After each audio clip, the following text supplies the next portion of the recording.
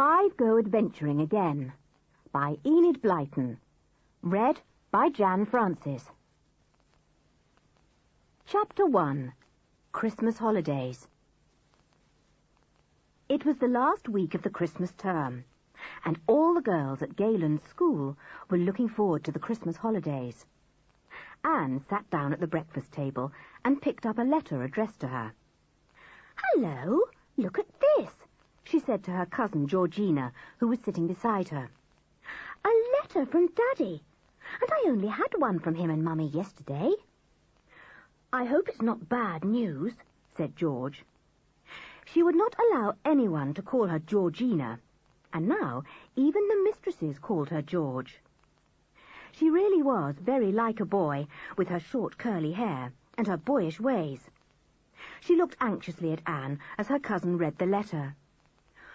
"Oh, George, we can't go home for the holidays," said Anne with tears in her eyes. "Mummy's got scarlet fever and Daddy is in quarantine for it, so they can't have us back.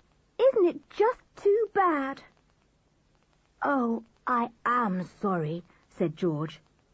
She was just as disappointed for herself as for Anne, because Anne's mother had invited George and her dog Timothy to stay for the Christmas holidays with them. She had been promised many things she had never seen before: the pantomime and the circus, and a big party with a fine Christmas tree. Now it wouldn't happen. "Whatever will the 2 boys say?" said Anne, thinking of Julian and Dick, her 2 brothers. "They won't be able to go home either." "Well, what are you going to do for the holidays, then?" asked George. "Won't you come and stay at Kirin Cottage with me? I'm sure my mother would love to have you again. We had such fun when you came to stay for the summer holes." "Wait a minute. Let me finish the letter and see what Daddy says," said Anne, picking up the note again. "Oh, poor Mummy. I do hope she isn't feeling very ill." She read a few more lines, and then gave such a delighted exclamation that George and the other girls waited impatiently for her to explain. "George, we are to come to you again, but, oh, blow, blow, blow.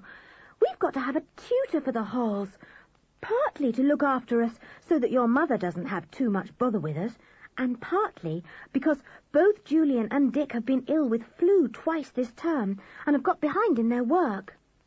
"A tutor? How sickening! That means I'll have to do lessons too, I'll bet," said George in dismay. "When my mother and father see my report, I guess they'll find out how little I know. After all, this is the first time I've ever been to a proper school, and there are heaps of things I don't know. Oh, what horrid holes there'll be if we have a tutor running after us all the time," said Anne gloomily. "I expect I'll have quite a good report, because I've done well in the exams, but it won't be any fun for me, not doing lessons with you 3 in the halls. Though, of course, I could go off with Timothy, I suppose. He won't be doing lessons." "Yes, he will," said George at once. She could not bear the idea of her beloved dog Timothy going off each morning with Anne, while she, George, sat and worked hard with Julian and Dick. "Timothy can't do lessons. Don't be silly, George," said Anne. "He can sit under my feet while I'm doing them," said George. "It will be a great help to feel him there. Oh, for goodness sake, eat up your sausages, Anne. We're all nearly finished. The bell will be going in a minute, and you won't have had any breakfast." "I'm glad Mummy isn't very bad," said Anne, hurriedly finishing her letter. "Daddy says he's written to Dick and Julian and to your father to ask him to engage a tutor for us. Oh, dash! This is an awful disappointment, isn't it? I don't mean I shan't enjoy going to Kirin Cottage again and seeing Kirin Island, but after all, there are no pantomimes or circuses or parties to look forward to at Kirin." The end of term came quickly. Anne and George packed up their trunks and put on the labels, enjoying the noise and excitement of the last 2 days. The big school coaches rolled up to the door, and the girls clambered in. "Off to Kirin again," said Anne. "Come on, Timothy, darling. You can sit between me and George." Galen's school allowed the children to keep their own pets, and Timothy, George's big mongrel dog, had been a great success. Except for the time when he had run after the dustman and dragged the dustbin away from him all the way up the school grounds and into George's classroom, he had really behaved extremely well. "I'm sure you'll have a good report, Tim," said George, giving the dog a hug. "We're going home again. Will you like that?" "Ruff," said Tim in his deep voice. He stood up, wagging his tail, and there was a squeal from the seat behind. "George, make Tim sit down. He's wagging my hat off." It was not very long before the two girls and Timothy were in London, being put into the train for Kirin. "I do wish the boys broke up today, too," sighed Anne. "Then we could all have gone down to Kirin together, and that would have been fun." Julian and Dick broke up the next day, and were to join the girls then at Kirin Cottage.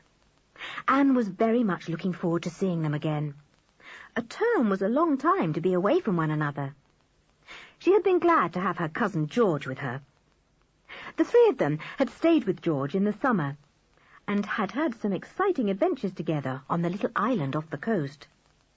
An old castle stood on the island, and in the dungeons the children had made all kinds of wonderful discoveries. "It will be lovely to go across to Kirin Island again, George," said Anne, as the train sped off towards the west. "We shan't be able to," said George. "The sea is terribly rough round the island in the winter. It would be too dangerous to try and row there." "Oh, what a pity," said Anne, disappointed. "I was looking forward to some more adventures there." "There won't be any adventures at Kirin in the winter," said George. "It's cold down there, and when it snows, we sometimes get frozen up completely. Can't even walk to the village because the sea wind blows the snowdrifts so high." "Ooh, that sounds rather exciting," said Anne. "Well, it isn't really," said George. "It's awfully boring. Nothing to do but sit at home all day, or turn out with a spade and dig the snow away." It was a long time before the train reached the little station that served Kirin. But at last it was there, pulling in slowly and stopping at the tiny platform. The two girls jumped out eagerly and looked to see if anyone had met them. Yes, there was George's mother. "Hello, George, darling." "Hello, Anne," said George's mother, and gave both children a hug. "Anne, I'm so sorry about your mother, but she's getting on all right, you'll be glad to know." "Oh, good," said Anne. "It's nice of you to have us, Aunt Fanny. We'll try and be good. Oh, what about Uncle Quentin? Will he mind having 4 children in the house in the winter time? We won't be able to go out and leave him in peace as often as we did in the summer." George's father was a scientist, a very clever man, but rather frightening. He had little patience with children, and the 4 of them had felt very much afraid of him at times in the summer. "Oh, your uncle is still working very hard at his book," said Aunt Fanny. "You know, he has been working out a secret theory, a secret idea, and putting it all into his book. He says that once it is all explained and finished, he is to take it to some high authority, and then his idea will be used for the good of the country." "Oh, Aunt Fanny, it does sound exciting," said Anne. "What's the secret?" "I can't tell you that, silly," said her aunt, laughing. "Why, even I myself don't know it. Come along now, it's cold standing here. Timothy looks very fat and well, George dear." "Oh, Mother, he's had a marvellous time at school," said George. "He really has. He chewed up the cook's old slippers, and he chased the cat that lives in the stables every time he saw her," said Anne. "And once he got into the larder and ate a whole steak pie," said George. "And once—" "Good gracious, George, I should think the school will refuse to have Timothy next term," said her mother in horror. "Wasn't he well punished? I hope he was." "No, he wasn't," said George, going rather red. "You see, Mother, We are responsible for our pets and their behaviour ourselves, so if ever Timothy does anything bad, I'm punished for it, because I haven't shut him up properly or something like that." "Well, you must have had quite a lot of punishments then," said her mother as she drove the little pony trap along the frosty roads. "I really think that's rather a good idea." There was a twinkle in her eyes as she spoke. "I think I'll keep on with the same idea.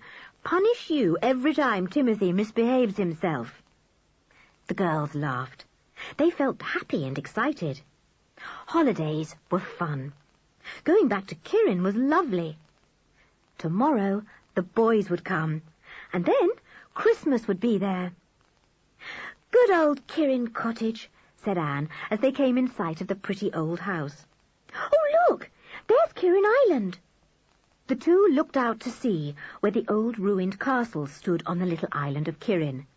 What adventures they had had there in the summer. The girls went into the house. "Quentin," called George's mother. "Quentin, the girls are here."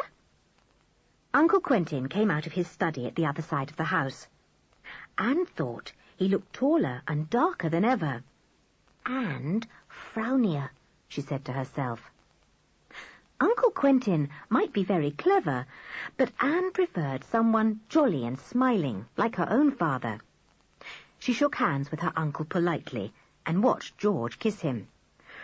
"Well," said Uncle Quentin to Anne, "I hear I've got to get a tutor for you, at least for the two boys. My word, you will have to behave yourself with a tutor, I can tell you." This was meant to be a joke, but it didn't sound very nice to Anne and George. People you had to behave well with were usually very strict and tiresome. Both girls were glad when George's father had gone back into his study. "Your father has been working far too hard lately," said George's mother to her. "He is tired out. Thank goodness his book is nearly finished. He had hoped to finish it by Christmas so that he could join in the fun and games, but now he says he can't." "What a pity," said Anne politely, though secretly she thought it was a good thing. It wouldn't be much fun having Uncle Quentin to play charades and things like that. "Oh, Aunt Fanny, I'm so looking forward to seeing Julian and Dick. And won't they be pleased to see Tim and George? Aunt Fanny, nobody calls George Georgina at school, not even our form mistress. I was rather hoping they would, because I wanted to see what would happen when she refused to answer to Georgina. George, you liked school, didn't you?" "Yes," said George, "I did. I thought I'd hate being with a lot of others, but it's fun after all. But, Mother, you won't find my report very good, I'm afraid. There were such a lot of things I was bad at because I'd never done them before."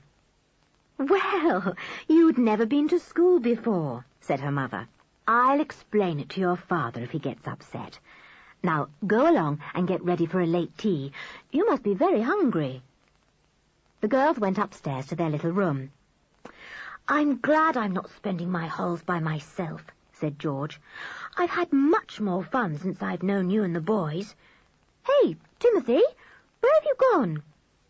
"He's gone to smell all round the house to make sure it's his proper home," said Anne with a giggle.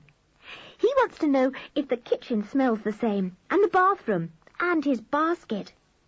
It must be just as exciting for him to come home for the holidays as it is for us." Anne was right. Timothy was thrilled to be back again. He ran round George's mother, sniffing at her legs in friendliness, pleased to see her again. He ran into the kitchen, but soon came out again because someone new was there. Joanna the cook, a fat, panting person who eyed him with suspicion. "You can come into this kitchen once a day for your dinner," said Joanna, "and that's all. I'm not having meat and sausages and chicken disappearing under my nose if I can help it. I know what dogs are, I do." Timothy ran into the scullery and sniffed round there. He ran into the dining room and the sitting room, and was pleased to find they had the same old smell. He put his nose to the door of the study where George's father worked and sniffed very cautiously. He didn't mean to go in. Timothy was just as wary of George's father as the others were. He ran upstairs to the girls' bedroom again. Where was his basket? Ah, there it was, by the window seat. Good. That meant he was to sleep in the girls' bedroom once more. He curled himself up in his basket and thumped loudly with his tail. "Glad to be back," said his tail. "Glad to be back." Chapter 2. All Together Again. The next day, the boys came back. Anne and George went to meet them with Timothy. George drove the pony trap, and Tim sat beside her. Anne could hardly wait for the train to stop at the station. She ran along the platform, looking for Julian and Dick in the carriages that passed. Then she saw them. They were looking out of a window at the back of the train, waving and yelling. "Anne! Anne! Here we are! Hello, George! Oh, there's Timothy!" "Julian! Dick!" yelled Anne. Timothy began to bark and leap about. It was most exciting. "Oh, Julian, it's lovely to see you both again," cried Anne, giving her two brothers a hug each. Timothy leapt up and licked them both. He was beside himself with joy. Now he had all the children around him that he loved. The three children and the dog stood happily together, all talking at once, while the porter got the luggage out of the train. Anne suddenly remembered George. She looked round her.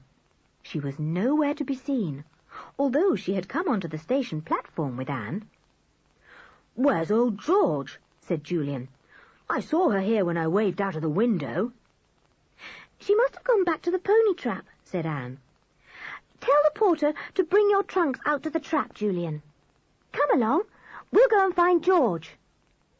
George was standing by the pony, holding his head. She looked rather gloomy, Anne thought. The boys went up to her. "Hello, George, old thing," cried Julian, and gave her a hug. Dick did the same. "What's up?" asked Anne, wondering at George's sudden silence. "I believe George felt left out," said Julian with a grin. "Funny old Georgina." "Don't call me Georgina," said the little girl fiercely. The boys laughed. "Ah, it's the same fierce old George, all right," said Dick, and gave the girl a friendly slap on the shoulder. "Oh, George, it's good to see you again. Do you remember our marvellous adventures in the summer?" George felt her awkwardness slipping away from her. She had felt left out when she had seen the great welcome that the two boys gave to their small sister, but no one could sulk for long with Julian and Dick. They just wouldn't let anyone feel left out, or awkward, or sulky. The four children climbed into the trap. The porter heaved in the two trunks. There was only just room for them. Timothy sat on top of the trunks, his tail wagging 19 to the dozen, and his tongue hanging out because he was panting with delight. "You two girls were lucky to be able to take Tim to school with you," said Dick, patting the big dog lovingly. "No pets are allowed at our school. Awfully hard on those fellows who like live things." "Thompson minor kept white mice," said Julian, "and one day they escaped and met Matron round a corner of the passage. She squealed the place down." The girls laughed. The boys always had funny tales to tell when they got home. "And Kennedy keeps snails," said Dick. "You know snails sleep for the winter. But Kennedy kept his in far too warm a place, and they all crawled out of their box and went up the walls. You should have heard how we laughed when the geography master asked Thompson to point out Cape Town on the map, and there was one of the snails in the very place." Everyone laughed again. It was so good to be all together once more. They were very much of an age. Julian was 12, George and Dick were 11, and Anne was 10. Holidays and Christmas time were in front of them. No wonder they laughed at everything, even the silliest little joke. "It's good that Mummy is getting on all right, isn't it?" said Dick, as the pony went along the road at a great pace. "I was disappointed not to go home. I must say, I did want to go to see Aladdin and the Lamp and the circus. But still, it's good to be back at Kirin Cottage again. I wish we could have some more exciting adventures. Not a hope of that this time, though. There's one snag about these halls, said Julian, and that's the tutor. I hear we've got to have one because Dick and I missed so much school this term, and we've got to take important exams next summer. Yes, said Anne. I wonder what he'll be like. I do hope he'll be a sport. Uncle Quentin is going to choose one today. Julian and Dick made faces at one another. They felt sure that any tutor chosen by Uncle Quentin would be anything but a sport. Uncle Quentin's idea of a tutor would be somebody strict and gloomy and forbidding. Never mind. He wouldn't come for a day or two, and he might be fun. The boys cheered up and pulled Timothy's thick coat. The dog pretended to growl and bite. He wasn't worried about tutors. Lucky Timothy. They all arrived at Kirin Cottage. The boys were really pleased to see their aunt, and rather relieved when she said that their uncle had not yet come back. He's gone to see 2 or 3 men who have answered the advertisement for a tutor, she said. It won't be long before he's back. Mother, I haven't got to do lessons in the halls too, have I? Asked George. Nothing had yet been said to her about this, and she longed to know. Oh, yes, George, said her mother. Your father has seen your report, and although it isn't really a bad one, and we certainly didn't expect a marvellous one, still it does show that you are behind your age in some things. A little extra coaching will soon help you along. George looked gloomy. She had expected this, but it was tiresome all the same. Anne's the only one who won't have to do lessons, she said. I'll do some too, promised Anne. Well, perhaps not always, George, if it's a very fine day, for instance, but sometimes, just to keep you company. Thanks, said George, but you needn't. I shall have Timmy. George's mother looked doubtful about this. We'll have to see what the tutor says about that, she said. Mother, if the tutor says I can't have Timothy in the room, I jolly well won't do holiday lessons, began George fiercely. Her mother laughed. Well, well, here's our fierce, hot-tempered George again, she said. Go along, you 2 boys, and wash your hands and do your hair. You seem to have collected all the grime on the railway. The children and Timothy went upstairs. It was such fun to be 5 again. They always counted Tim as one of themselves. He went everywhere with them, and really seemed to understand every single word they said. I wonder what sort of a tutor Uncle Quentin will choose, said Dick as he scrubbed his nails. If only he would choose the right kind, someone jolly and full of fun, who knows that holiday lessons are sickening to have, and tries to make up for them by being a sport out of lesson time. I suppose we'll have to work every morning. Hurry up, I want my tea, said Julian. Come on down, Dick. We'll know about the tutor soon enough. They all went down together and sat round the table. Joanna, the cook, had made a lovely lot of buns and a great big cake. There was not much left of either by the time the 4 children had finished. Uncle Quentin returned just as they were finishing.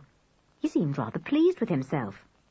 He shook hands with the 2 boys and asked them if they had had a good term. Did you get a tutor, Uncle Quentin? Asked Anne, who could see that everyone was simply bursting to know this. Ah, yes, I did, said her uncle. He sat down while Aunt Fanny poured him out a cup of tea. I interviewed 3 applicants, and had almost chosen the last one, when another fellow came in, all in a hurry. Said he had only just seen the advertisement and hoped he wasn't too late. Did you choose him? Asked Dick. I did, said his uncle.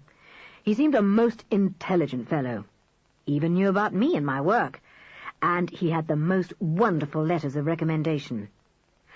I don't think the children need to know all these details, murmured Aunt Fanny. Anyway, you asked him to come? Oh, yes, said Uncle Quentin. He's a good bit older than the others. They were rather young fellows. This one seems very responsible and intelligent. I'm sure you'll like him, Fanny. He'll fit in here very well. I feel I would like to have him to talk to me sometimes in the evening." The children couldn't help feeling that the new tutor sounded rather alarming. Their uncle smiled at their gloomy faces. "You're like Mr. Rowland," he said. "He knows how to handle youngsters. Knows he's got to be very firm, and to see that you know a good bit more at the end of the holidays than you did at the beginning." This sounded even more alarming. All 4 children wished heartily that Aunt Fanny had been to choose the tutor and not Uncle Quentin. "When is he coming?" asked George. "Tomorrow," said her father. "You can all go to meet him at the station. That will make a nice welcome for him." "We had thought of taking the bus and going to do a bit of Christmas shopping," said Julian, seeing Anne looking very disappointed. "Oh, no, you must certainly go and meet Mr. Rowland," said his uncle. "I told him you would. And mind you, you 4, no nonsense with him. You're to do as you're told, and you must work hard with him because your father is paying very high fees for his coaching. I'm paying a third because I want him to coach George a little too. So, George, you must do your best."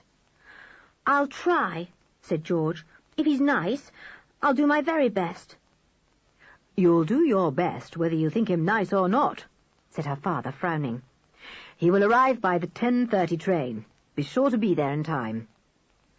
"I do hope he won't be too strict," said Dick that evening, when the 5 of them were alone for a minute or two. "It's going to spoil the holes if we have someone down on us all the time. And I do hope he'll like Timothy." George looked up at once.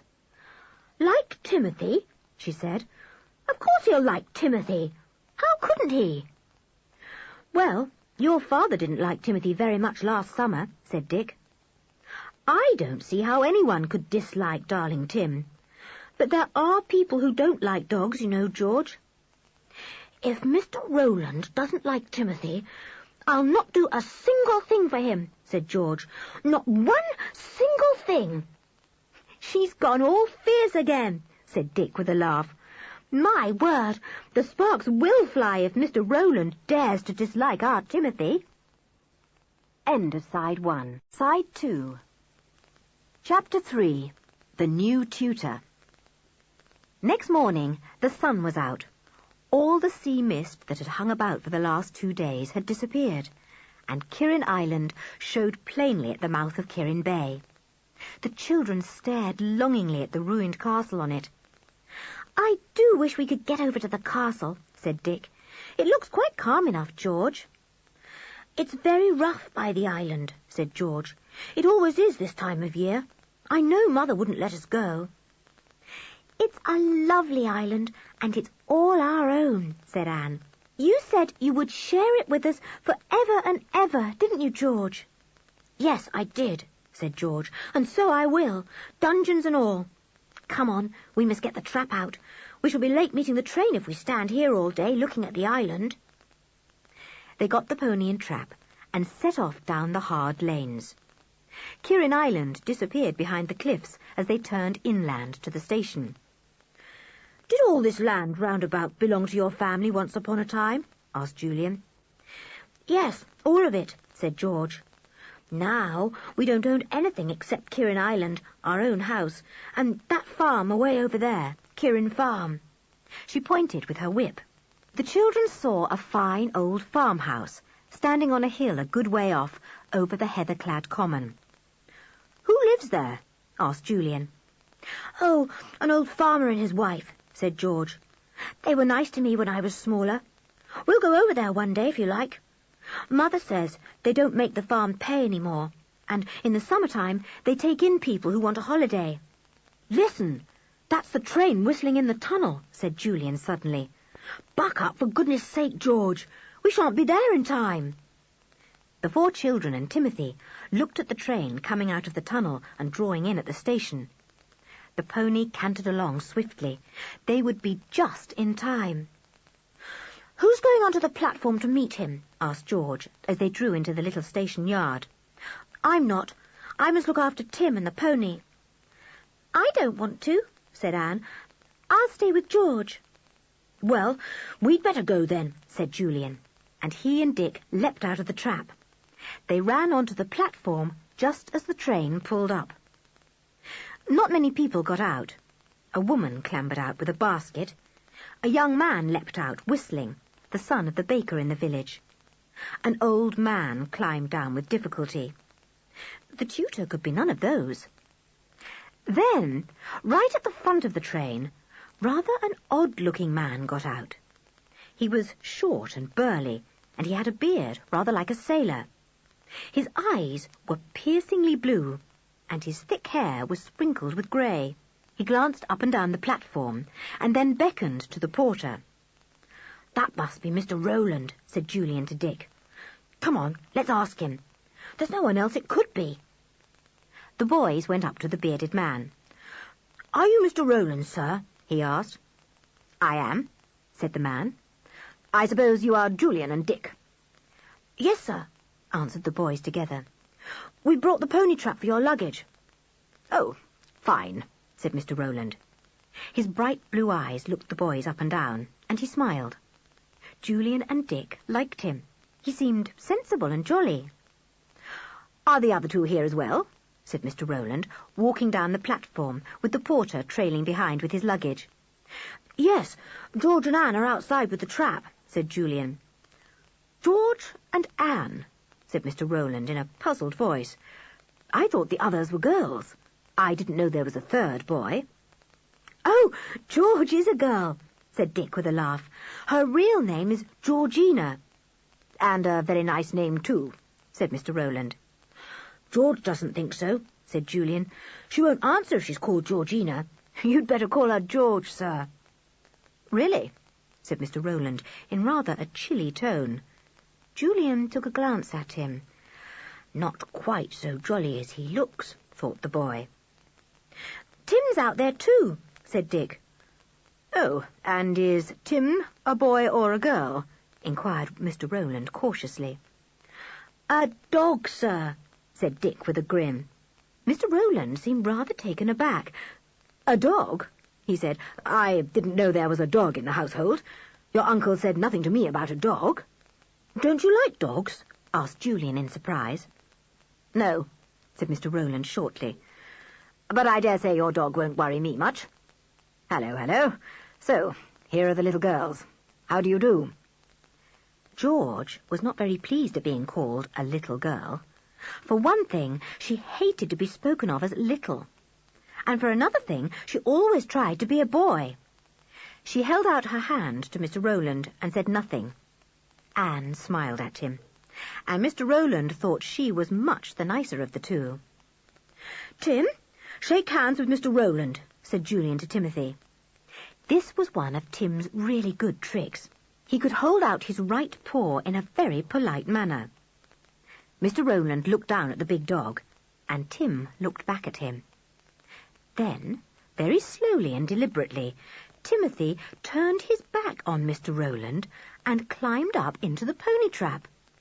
Usually he put out his paw at once when told to, and the children stared at him in amazement. "Timothy, what's come over you?" cried Dick. Tim put his ears down and did not move. "He doesn't like you," said George, looking at Mr. Rowland. "That's very strange. He usually likes people. But perhaps you don't like dogs." "No, I don't, as a matter of fact," said Mr. Rowland. "I was once very badly bitten as a boy, and somehow or other I've never managed to like dogs since. But I dare say your Tim will take to me sooner or later." They all got into the trap. It was a tight squeeze. Timothy looked at Mr. Rowland's ankles as if he would rather like to nibble them. Anne laughed. "Tim is behaving strangely," she said. "It's a good thing you haven't come to teach him, Mr. Rowland." She smiled up at the tutor, and he smiled back, showing very white teeth. His eyes were as brilliant a blue as George's. Anne liked him.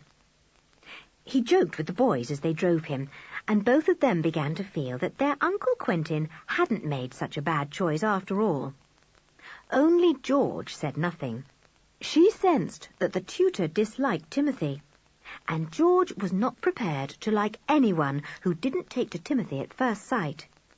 She thought it was very peculiar, too, that Tim would not shake paws with the tutor. He's a clever dog, she thought.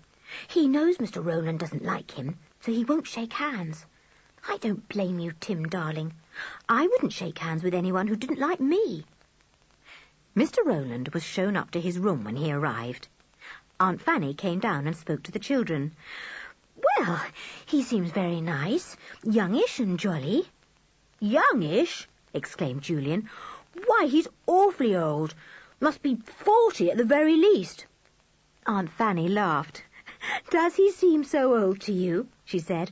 Well, old or not, he'll be quite nice to you, I'm sure. Aunt Fanny, we shan't begin lessons until after Christmas, shall we? Asked Julian anxiously. Oh, of course you will, said his aunt. It is almost a week till Christmas, and you don't suppose we have asked Mr. Rowland to come and do nothing till Christmas is over, do you? The children groaned. We wanted to do some Christmas shopping, said Anne. Well, you can do that in the afternoon, said her aunt. You will only do lessons in the morning for 3 hours. That won't hurt any of you. The new tutor came downstairs at that moment, and Aunt Fanny took him in to see Uncle Quentin. She came out after a while, looking very pleased. Mr. Rowland will be nice company for your uncle, she said to Julian. I think they will get on very well together. Mr. Rowland seems to understand quite a bit about your uncle's work. Let's hope he spends most of his time with him then, said George in a low voice. Come on out for a walk, said Dick. It's so fine today. We shan't have lessons this morning, shall we, Aunt Fanny? Oh, no, said his aunt. You'll begin tomorrow. Go for a walk now, all of you. We shan't often get sunny days like this. Let's go over to Kirin Farm, said Julian. It looks such a nice place. Show us the way, George. Right, said George. She whistled to Timothy, and he came bounding up. The 5 of them set off together, going down the lane and then onto a rough road over the common that led to the farm on the distant hill. It was lovely walking in the December sun. Their feet rang on the frosty path, and Tim's blunt claws made quite a noise as he pattered up and down, overjoyed at being with his 4 friends again. After a good long walk across the common, the children came to the farmhouse. It was built of white stone and stood strong and lovely on the hillside. George opened the farm gate and went into the farmyard. She kept her hand on Tim's collar, for there were 2 farm dogs somewhere about. Someone clattered round the barn nearby. It was an old man, and George hailed him loudly. Hello, Mr. Saunders. How are you? Why, if it isn't Master George, said the old fellow with a grin. George grinned too. She loved being called Master instead of Miss. These are my cousins, shouted George. She turned to the others. He's deaf, she said. You'll have to shout to make him hear. I'm Julian, said Julian in a loud voice, and the others said their names too. The farmer beamed at them. You come along in and see the missus, he said. She'll be rare pleased to see you all. We've known Master George since she was a baby, and we knew her mother when she was a baby too, and we knew her granny as well. You must be very, very old, said Anne. The farmer smiled down at her. As old as my tongue and a little older than my teeth, he said, chuckling. Come away in now. They all went into the big, warm farmhouse kitchen, where a little old woman, as lively as a bantam hen, was bustling about. She was just as pleased to see the 4 children as her husband was. Well, there now, she said. I haven't seen you for months, Master George. I did hear that you'd got away to school. Yes, I did, said George. But I'm home for the holidays now. Does it matter if I let Timothy loose, Mrs. Saunders? I think he'll be friendly if your dogs are too. Yes, you let him loose, said the old lady. He'll have a fine time in the farmyard with Ben and Ricky. Now, what would you like to drink? Hot milk? Cocoa? Coffee? And I've some new shortbread baked yesterday. You shall have some of that. Ah, my wife's very busy this week, cooking up all sorts of things, said the old farmer, as his wife bustled off to the larder. "We've company this Christmas." "Have you?" said George, surprised, for she knew that the old pair had never had any children of their own. "Who is coming? Anyone I know?" "2 artists from London town," said the old farmer. "Wrote and asked us to take them for 3 weeks over Christmas, and offered us good money too, so my old wife's as busy as a bee."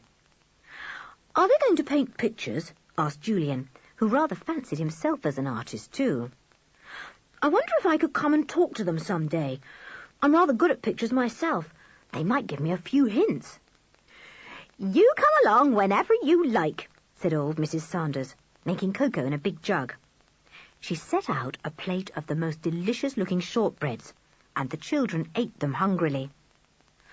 "I should think the 2 artists will be rather lonely down here in the depths of the country at Christmas time," said George. "Do they know anyone?" "They say they don't know a soul," said Mrs. Sanders. "But there, artists can be peculiar folk. I've had some here before. They seem to like mooning about all alone. These 2 will be happy enough, I'll be bound." "They should be, with all the good things you're cooking up for them," said her old husband. "Well, I must be out after the sheep. Good day to you, youngsters. Come again and see us sometime." He went out. Old Mrs. Sanders chatted on to the children as she bustled about the big kitchen. Timothy ran in and settled down on the rug by the fire. He suddenly saw a tabby cat slinking along by the wall, all her hairs on end with fear of the strange dog. He gave a delighted woof and sprang at the cat. She fled out of the kitchen into the old panelled hall. Tim flew after her, taking no notice at all of George's stern shout. The cat tried to leap on top of an old grandfather clock in the hall. With a joyous bark, Tim sprang too. He flung himself against a polished panel, and then a most extraordinary thing happened. The panel disappeared, and a dark hole showed in the old wall. George, who had followed Tim out into the hall, gave a loud cry of surprise. "Look, Mrs. Sanders! Come and look!" Chapter 4. An Exciting Discovery. Old Mrs. Sanders and the other 3 children rushed out into the hall when they heard George's shout. "What's up?" cried Julian. "What's happened?" "Tim sprang at the cat, missed her, and fell hard against the panelled wall," said George. "And the panel moved. And look, there's a hole in the wall." "It's a secret panel," cried Dick in excitement, peering into the hole. "Golly, did you know there was one here, Mrs. Sanders?" "Oh, yes," said the old lady. "This house is full of funny things like that.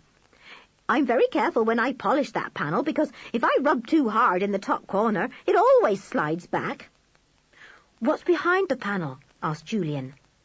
The hole was only about the width of his head, and when he stuck his head inside, he could see only darkness. The wall itself was about 8 inches behind the panelling and was of stone. "Get a candle! Do get a candle!" said Anne, thrilled. "You haven't got a torch, have you, Mrs. Sanders?" "No," said the old woman, "but you can get a candle if you like. There's one on the kitchen mantelpiece." Anne shot off to get it. Julian lit it and put it into the hole behind the panel. The others pushed against him to try and peep inside. "Don't," said Julian impatiently. "Wait your turn, sillies. Let me have a look." He had a good look, but there didn't really seem anything to see. It was all darkness behind and stone wall. He gave the candle to Dick, and then each of the children had a turn at peeping. Old Mrs. Sanders had gone back to the kitchen. She was used to the sliding panel. "She said this house was full of strange things like that," said Anne. "What other things are there, do you think? Let's ask her."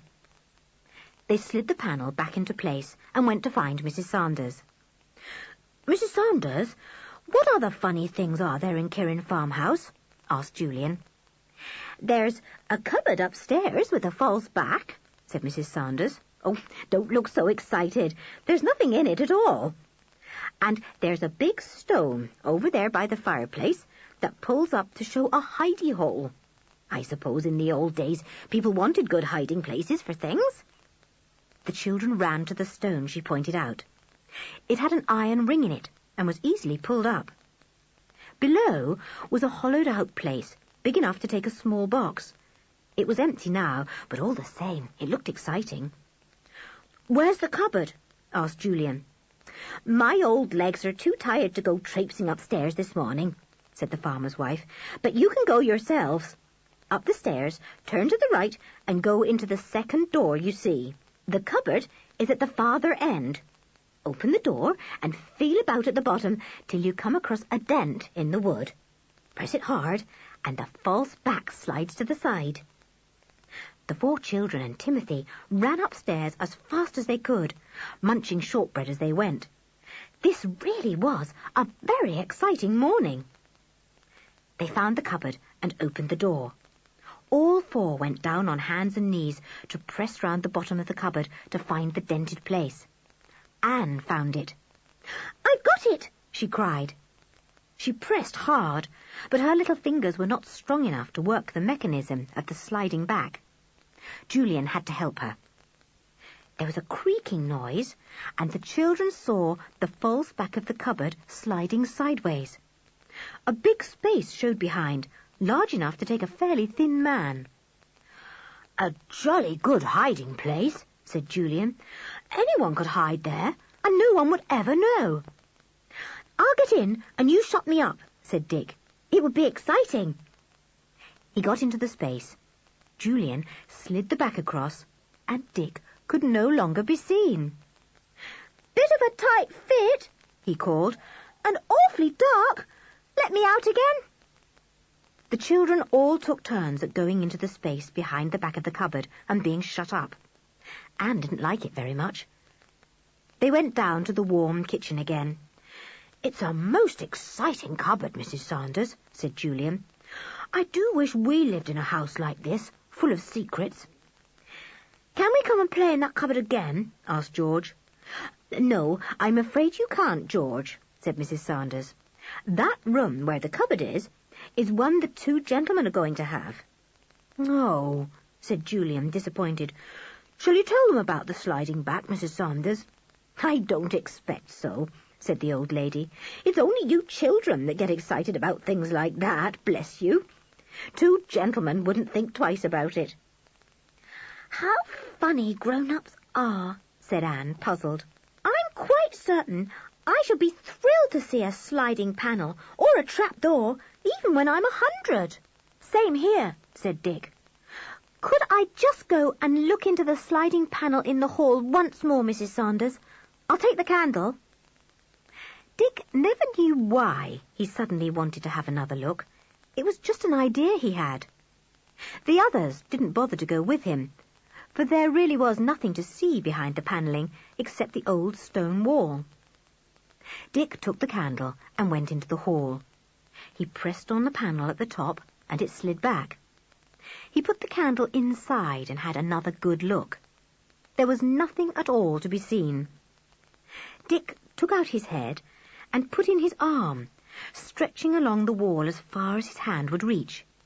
He was just about to take it back when his fingers found a hole in the wall. "Funny," said Dick. "Why should there be a hole in the stone wall just there?" He stuck in his finger and thumb and worked them about. He felt a little ridge inside the wall, rather like a bird's perch, and was able to get hold of it. He wriggled his fingers about the perch, but nothing happened.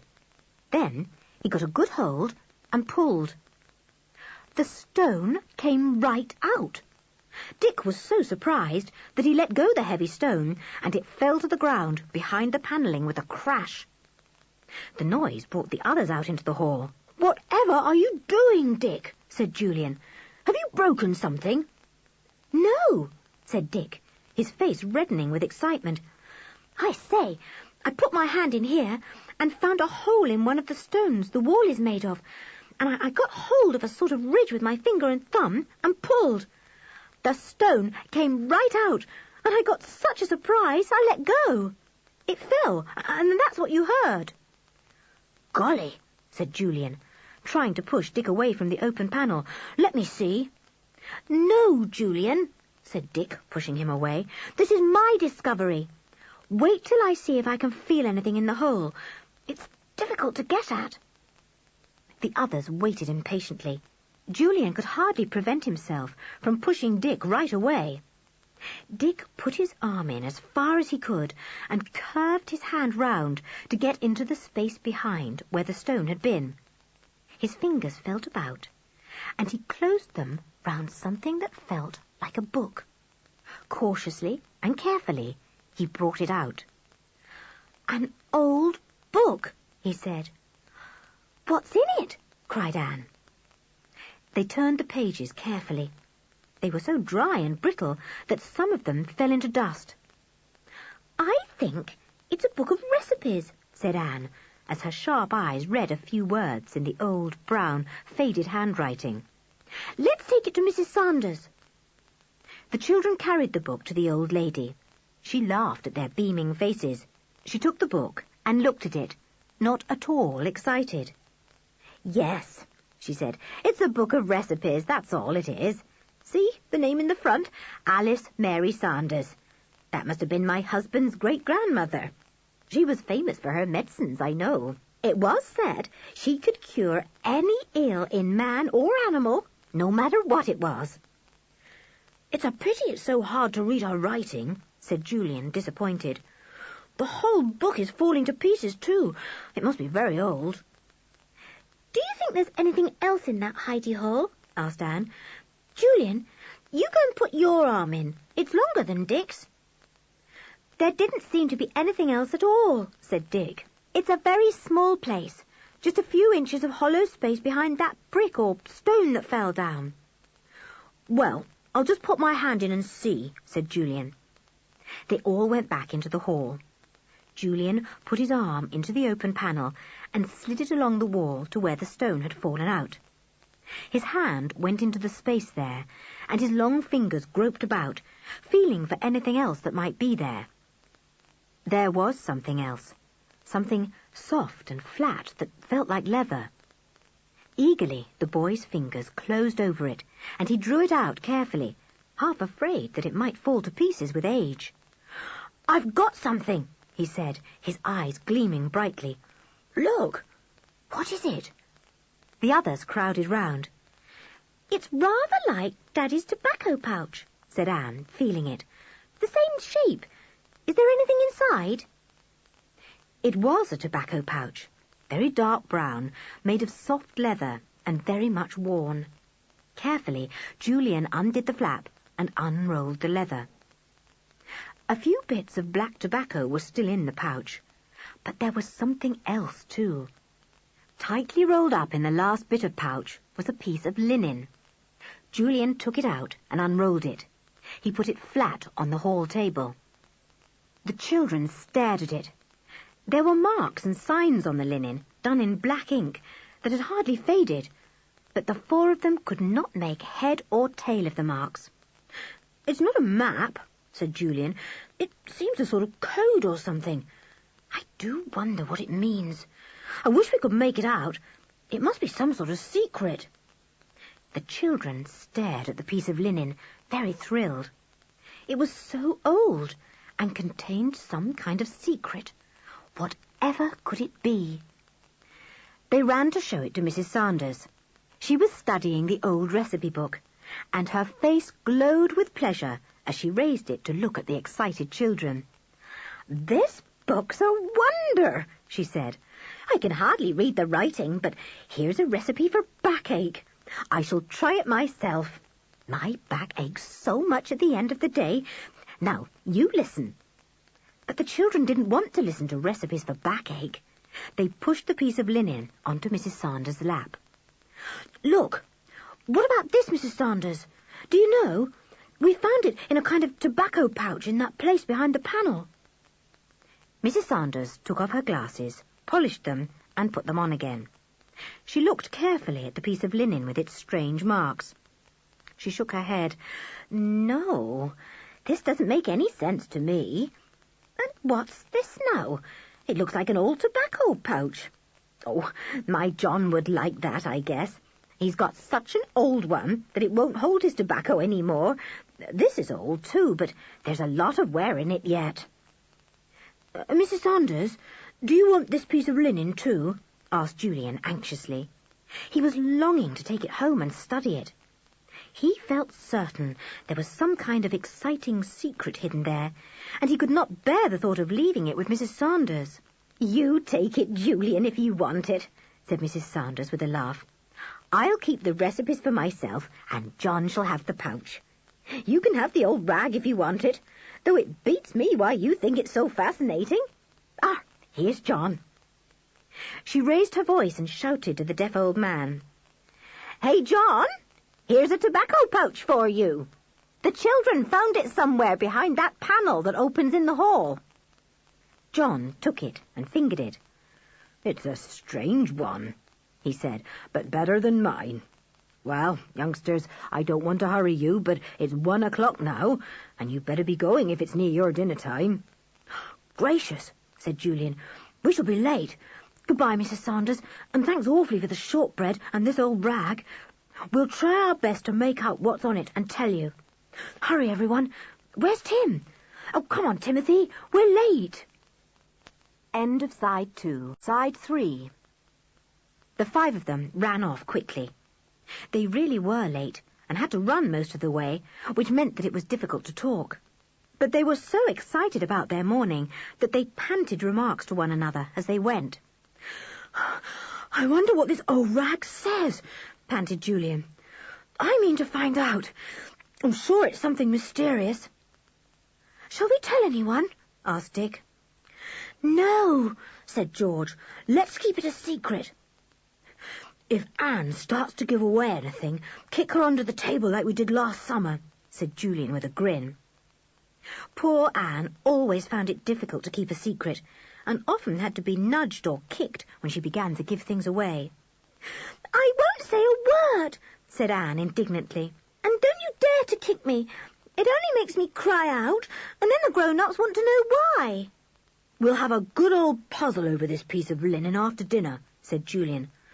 I bet we'll find out what it says, if we really make up our minds to. Here we are, said George. Not too late. Hello, Mother. We won't be a minute washing our hands. We've had a lovely time. Chapter 5. An Unpleasant Walk.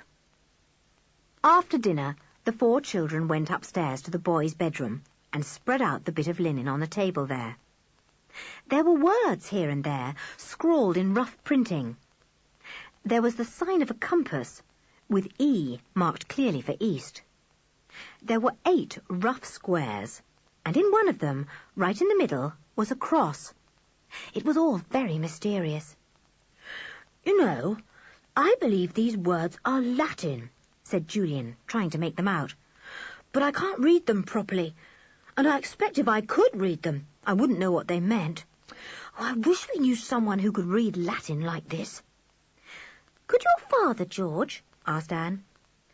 I expect so, said George. But nobody wanted to ask George's father. He might take the curious old rag away. He might forget all about it. He might even burn it.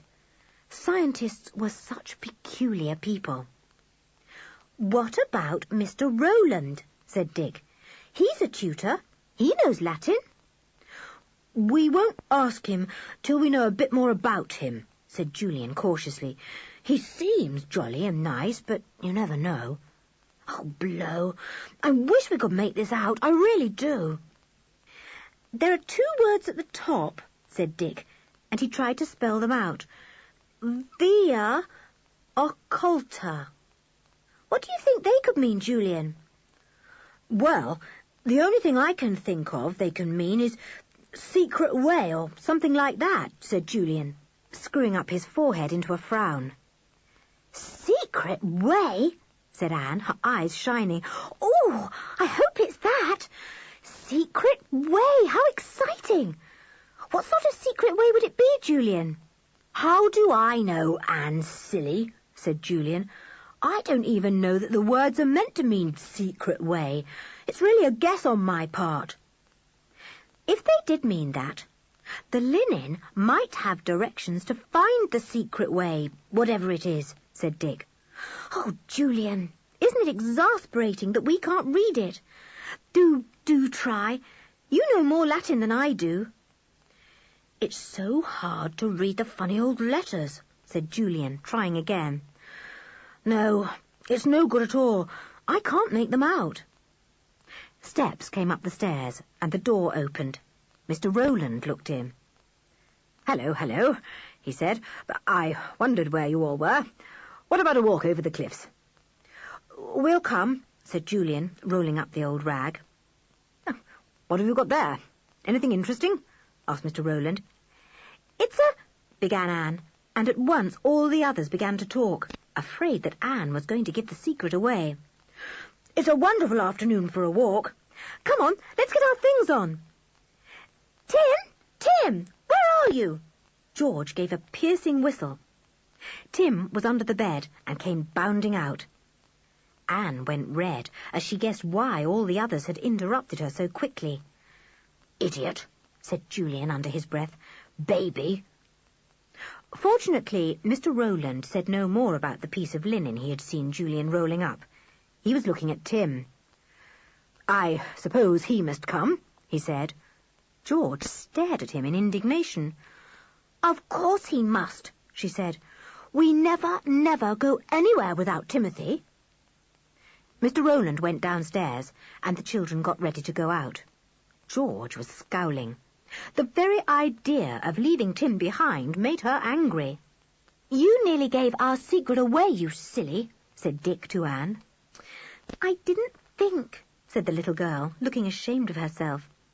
Anyway, Mr. Rowland seems very nice. I think we might ask him if he could help us to understand those funny words. You leave that to me to decide, said Julian crossly. Now, don't you dare to say a word. They all set out. Timothy, too. Mr. Rowland need not have worried about the dog, for Timothy would not go near him. It was very strange, really. He kept away from the tutor and took not the slightest notice of him, even when Mr. Rowland spoke to him. He's not usually like that, said Dick. He's a most friendly dog, really. Well, as I've got to live in the same house with him, I must try and make him friends with me, said the tutor. Hi, Timothy. Come here, I've got a biscuit in my pocket. Timothy pricked up his ears at the word biscuit, but did not even look towards Mr. Rowland. He put his tail down and went to George. She patted him. If he doesn't like anyone, not even a biscuit or a bone will make him go to them when he is called, she said. Mr. Rowland gave it up. He put the biscuit back into his pocket. He's a peculiar-looking dog, isn't he? He said. A terrible mongrel. I must say I prefer well-bred dogs. George went purple in the face. He's not peculiar-looking, she spluttered. He's not nearly so peculiar-looking as you are. He's not a terrible mongrel. He's the best dog in the world. I think you are being a little rude, said Mr. Rowland stiffly. I don't allow my pupils to be cheeky, Georgina. Calling her Georgina made George still more furious. She lagged behind with Tim, looking as black as a thundercloud. The others felt uncomfortable. They knew what tempers George got into and how difficult she could be. She had been so much better and happier since the summer when they had come to stay for the first time. They did hope she wasn't going to be silly and get into rows. It would spoil the Christmas holidays. Mr. Rowland took no more notice of George. He did not speak to her, but strode on ahead with the others, doing his best to be jolly. He could really be very funny, and the boys began to laugh at him. He took Anne's hand, and the little girl jumped along beside him, enjoying the walk.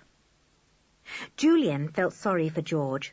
It wasn't nice to be left out of things, and he knew how George hated anything like that. He wondered if he dared to put in a good word for her. It might make things easier. Mr. Rowland, sir, he began, could you call my cousin by the name she likes, George? She simply hates Georgina. And she's very fond of Tim. She can't bear anyone to say horrid things about him. Mr. Rowland looked surprised. "My dear boy, I am sure you mean well," he said in rather a dry sort of voice. "But I hardly think I want your advice about any of my pupils. I shall follow my own wishes in my treatment of Georgina, not yours.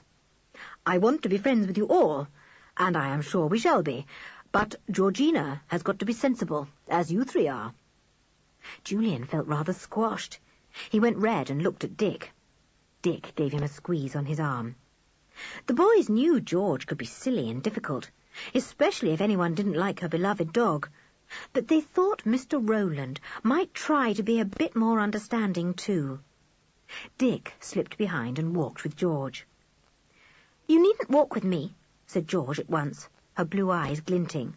"Walk with your friend, Mr. Rowland." "He isn't my friend," said Dick. "Don't be silly." "I'm not silly," said George in a tight sort of voice. "I heard you all laughing and joking with him. You go on and have a good laugh again. I've got Timothy." "George, it's Christmas holidays," said Dick. "Do let's all be friends. Do. Don't let's spoil Christmas." "I can't like anyone who doesn't like Tim," said George obstinately. "Well, after all, Mr. Rowland did offer him a biscuit," said Dick, trying to make peace as hard as he could. George said nothing. Her small face looked fierce. Dick tried again. "George, promise to try and be nice till Christmas is over anyway. Don't let's spoil Christmas for goodness sake. Come on, George." "All right," said George at last. "I'll try." "Come and walk with us then," said Dick. So George caught up the others and tried not to look too sulky. Mr. Rowland guessed that Dick had been trying to make George behave, and he included her in his talk. He could not make her laugh, but she did at least answer politely. "Is that Kirin farmhouse?" asked Mr. Rowland as they came in sight of the farm. "Yes. Do you know it?" asked Julian in surprise. No, said Mr. Rowland at once. "I've heard of it, and wondered if that was the place." "We went there this morning," said Anne. "It's an exciting place."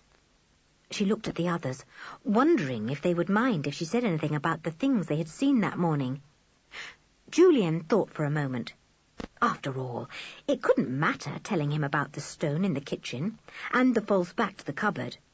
Mrs. Sanders would tell anyone that. He could speak about the sliding panel in the hall, too, and say they had found an old recipe book there. He did not need to say anything about the old bit of marked linen. So he told their tutor about the exciting things there had been at the old farmhouse, but said nothing at all about the linen and its strange markings. Mr. Rowland listened with the greatest interest. "This is all very remarkable," he said. "Very remarkable indeed. Most interesting. You say the old couple live there quite alone?" "Well, they are having 2 people to stay over Christmas," said Dick. "Artists. Julian thought he would go over and talk to them. He can paint awfully well, you know." "Can he really?" said Mr. Rowland. "Well, he must show me some of his pictures. But I don't think he'd better go and worry the artists at the farmhouse. They might not like it." This remark made Julian feel obstinate. He made up his mind at once that he would go and talk to the 2 artists when he got the chance. It was quite a pleasant walk on the whole, except that George was quiet, and Timothy would not go anywhere near Mr. Rowland. When they came to a frozen pond, Dick threw sticks on it for Tim to fetch. It was so funny to see him go slithering about on his long legs, trying to run properly. Everyone threw sticks for the dog, and Tim fetched all the sticks except Mr. Rowland's. When the tutor threw a stick, the dog looked at it and took no more notice.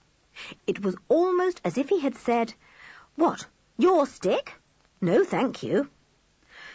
"Now, home we go," said Mr. Rowland, trying not to look annoyed with Tim. "We shall just be in time for tea." Chapter 6. Lessons with Mr. Rowland. Next morning, the children felt a little gloomy.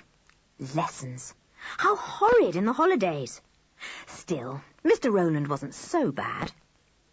The children had not had him with them in the sitting room the night before because he had gone to talk to their uncle. So they were able to get out the mysterious bit of linen again and paw over it. But it wasn't a bit of good. Nobody could make anything of it at all. Secret way. What did it mean? Was it really directions for a secret way? And where was the way? And why was it secret? It was most exasperating not to be able to find out. "I really feel we'll have to ask someone soon," Julian had said with a sigh. "I can't bear this mystery much longer. I keep on and on thinking of it." He had dreamt of it too that night, and now it was morning with lessons ahead. He wondered what lesson Mr. Rowland would take. Latin, perhaps. Then he could ask him what the words via occulta meant. Mr. Rowland had seen all their reports and had noted the subjects they were weak in. One was Latin and another was French. Maths were very weak in both Dick's report and George's. Both children must be helped on in those. Geometry was Julian's weakest spot. Anne was not supposed to need any coaching. "But if you like to come along and join us, I'll give you some painting to do," said Mr. Rowland, his blue eyes twinkling at her. He liked Anne. She was not difficult and sulky like George. Anne loved painting. "Oh, yes," she said happily. "I'd love to do some painting. I can paint flowers, Mr. Rowland. I'll paint you some red poppies and blue cornflowers out of my head." "We will start at 9:30, said Mr. Rowland. "We are to work in the sitting room. Take your school books there and be ready punctually." So all the children were there, sitting round a table, their books in front of them, at 9:30. Anne had some painting water and her painting box. The others looked at her enviously. Lucky Anne to be doing painting while they worked hard at difficult things like Latin and maths. "Where's Timothy?" asked Julian in a low voice as they waited for their tutor to come in. "Under the table," said George defiantly. "I'm sure he'll lie still. Don't any of you say anything about him. I want him there. I'm not going to do lessons without Tim here." "I don't see why he shouldn't be here with us," said Dick. "He's very, very good." "Oh, shh! Here comes Mr. Rowland." The tutor came in, his black beard bristling round his mouth and chin. His eyes looked very piercing in the pale winter sunlight that filtered into the room. He told the children to sit down. "I'll have a look at your exercise books first," he said, "and see what you were doing last term. You come first, Julian." Soon the little class were working quietly together. Anne was very busy painting a bright picture of poppies and cornflowers. Mr. Rowland admired it very much. Anne thought he really was very nice. Suddenly there was a huge sigh from under the table. It was Tim, tired of lying so still. Mr. Rowland looked up, surprised. George at once sighed heavily, hoping that Mr. Rowland would think it was she who had sighed before. "You sound tired, Georgina," said Mr. Rowland. "You shall all have a little break at 11. George frowned. She hated being called Georgina. She put her foot cautiously on Timothy to warn him not to make any more noises. Tim licked her foot. After a while, just when the class was at its very quietest, Tim felt a great wish to scratch himself very hard on his back. He got up. He sat down again with a thump, gave a grunt, and began to scratch himself furiously. The children all began to make noises to hide the sounds that Tim was making. George clattered her feet on the floor. Julian began to cough and let one of his books slip to the ground. Dick jiggled the table and spoke to Mr. Rowland. "Oh, dear, this sum is so hard, it really is. I keep doing it, and it simply won't come right." "Why all this sudden noise?" said Mr. Rowland in surprise. "Stop tapping the floor with your feet, Georgina." Tim settled down quietly again. The children gave a sigh of relief. They became quiet, and Mr. Rowland told Dick to come to him with his maths book. The tutor took it and stretched his legs out under the table, leaning back to speak to Dick. To his enormous surprise, his feet struck something soft and warm, and then something nipped him sharply on the ankle. He drew in his feet with a cry of pain. The children stared at him. He bent down and looked under the table. "It's that dog," he said in disgust. "The brute snapped at my ankles. He has made a hole in my trousers. Take him out, Georgina." Georgina said nothing. She sat as though she had not heard. "She won't answer if you call her Georgina," Julian reminded him. "She'll answer me, whatever I call her," said Mr. Rowland in a low and angry voice. "I won't have that dog in here. If you don't take him out this very minute, Georgina, I will go to your father." George looked at him. She knew perfectly well that if she didn't take Tim out, and Mr. Rowland went to her father, he would order Timothy to live in the garden kennel, and that would be dreadful. There was absolutely nothing to be done but obey. Red in the face, a huge frown almost hiding her eyes, she got up and spoke to Tim. "Come on, Tim. I'm not surprised you bit him. I would too if I were a dog." "There is no need to be rude, Georgina," said Mr. Rowland angrily. The others stared at George. They wondered how she dared to say things like that. When she got fierce, it seemed as if she didn't care for anyone at all. "Come back as soon as you have put the dog out," said Mr. Rowland. George scowled, but came back in a few minutes. She felt caught. Her father was friendly with Mr. Rowland and knew how difficult George was. If she behaved as badly as she felt she would like to, it would be Tim who would suffer, for he would certainly be banished from the house. So, for Tim's sake, George obeyed the tutor. But from that moment, she disliked him and resented him bitterly with all her fierce little heart. The others were sorry for George and Timothy, but they did not share the little girl's intense dislike of the new tutor. He often made them laugh. He was patient with their mistakes. He was willing to show them how to make paper darts and ships, and to do funny little tricks. Julian and Dick thought these were fun and stored them up to try on the other boys when they went back to school. After lessons that morning, the children went out for half an hour in the frosty sunshine. George called Tim. "Poor old boy," she said. "What a shame to turn you out of the room. Whatever did you snap at Mr. Rowland for? I think it was a very good idea, Tim, but I really don't know what made you."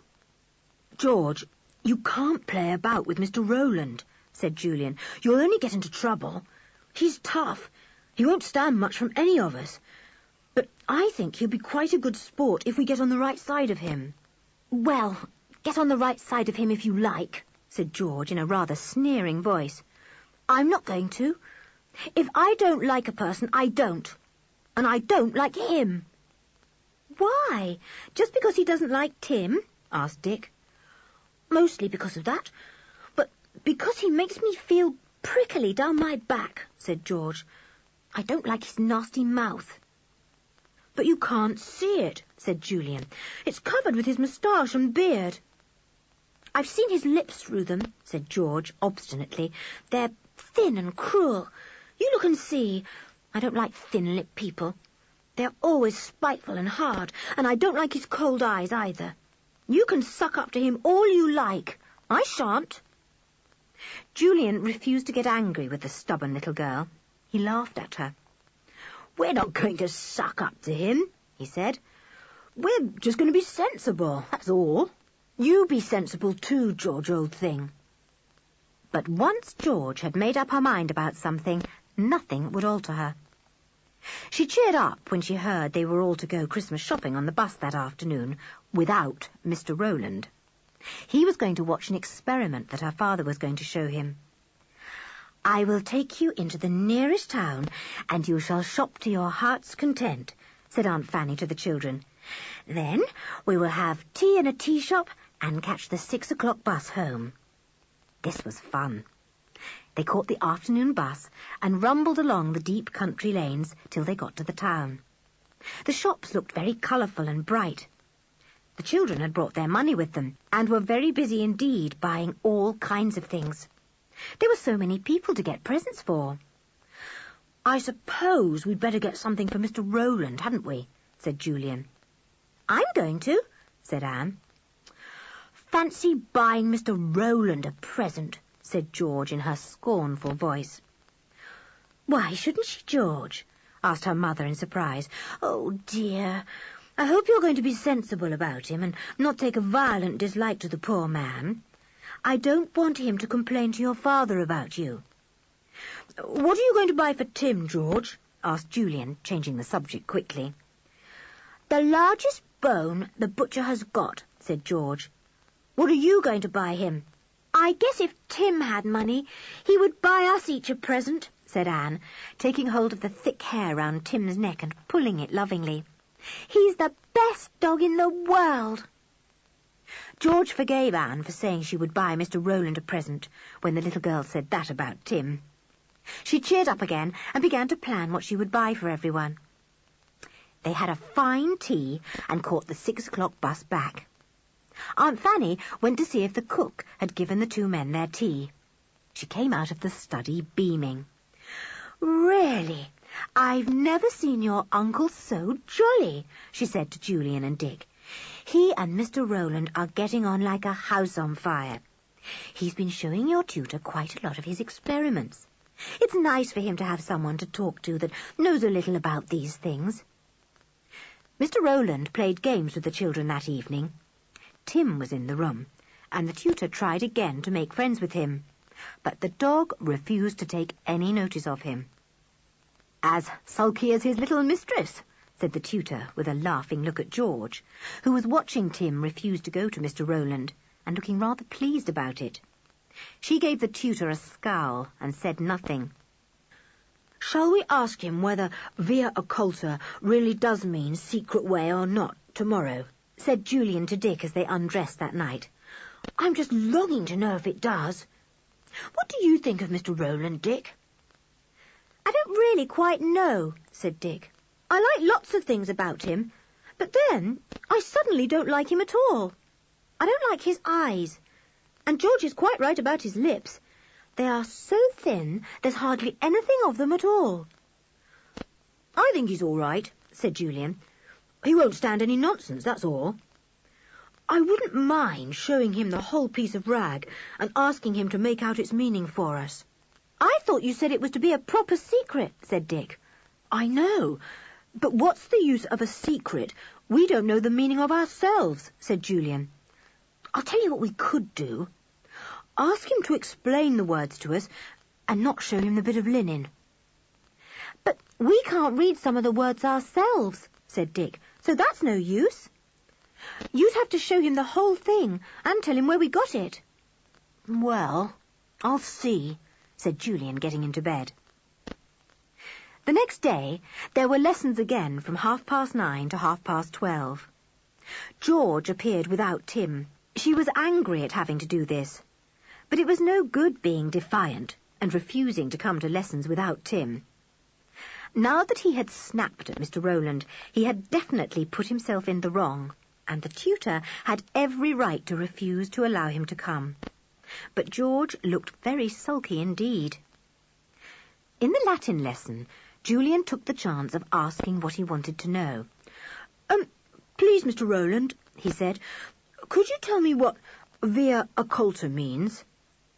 "Via occulta?" said Mr. Rowland, frowning. "Yes, it means secret path or secret road. A hidden way, something like that. Why do you want to know?" All the children were listening eagerly, their hearts thumped with excitement. So Julian had been right. That funny bit of rag contained directions for some hidden way, some secret path. But where to? Where did it begin and end? "Oh, I just wanted to know," said Julian. "Thank you, sir." He winked at the others. He was as excited as they were. If only they could make out the rest of the markings, they might be able to solve the mystery. Well, perhaps he would ask Mr. Rowland in a day or two. The secret must be solved somehow. "The secret way," said Julian to himself as he worked out a problem in geometry. secret way. I'll find it somehow. End of side 3. Side 4. Chapter 7. Directions for the Secret Way. For the next day or two, the 4 children did not really have much time to think about the secret way, because Christmas was coming near, and there was a good deal to do. There were Christmas cards to draw and paint for their mothers and fathers and friends. There was the house to decorate. They went out with Mr. Rowland to find sprays of holly, and came home laden. "You look like a Christmas card yourselves," said Aunt Fanny as they walked up the garden path, carrying the red-berried holly over their shoulders. Mr. Rowland had found a group of trees with tufts of mistletoe growing from the top branches, and they had brought some of that too.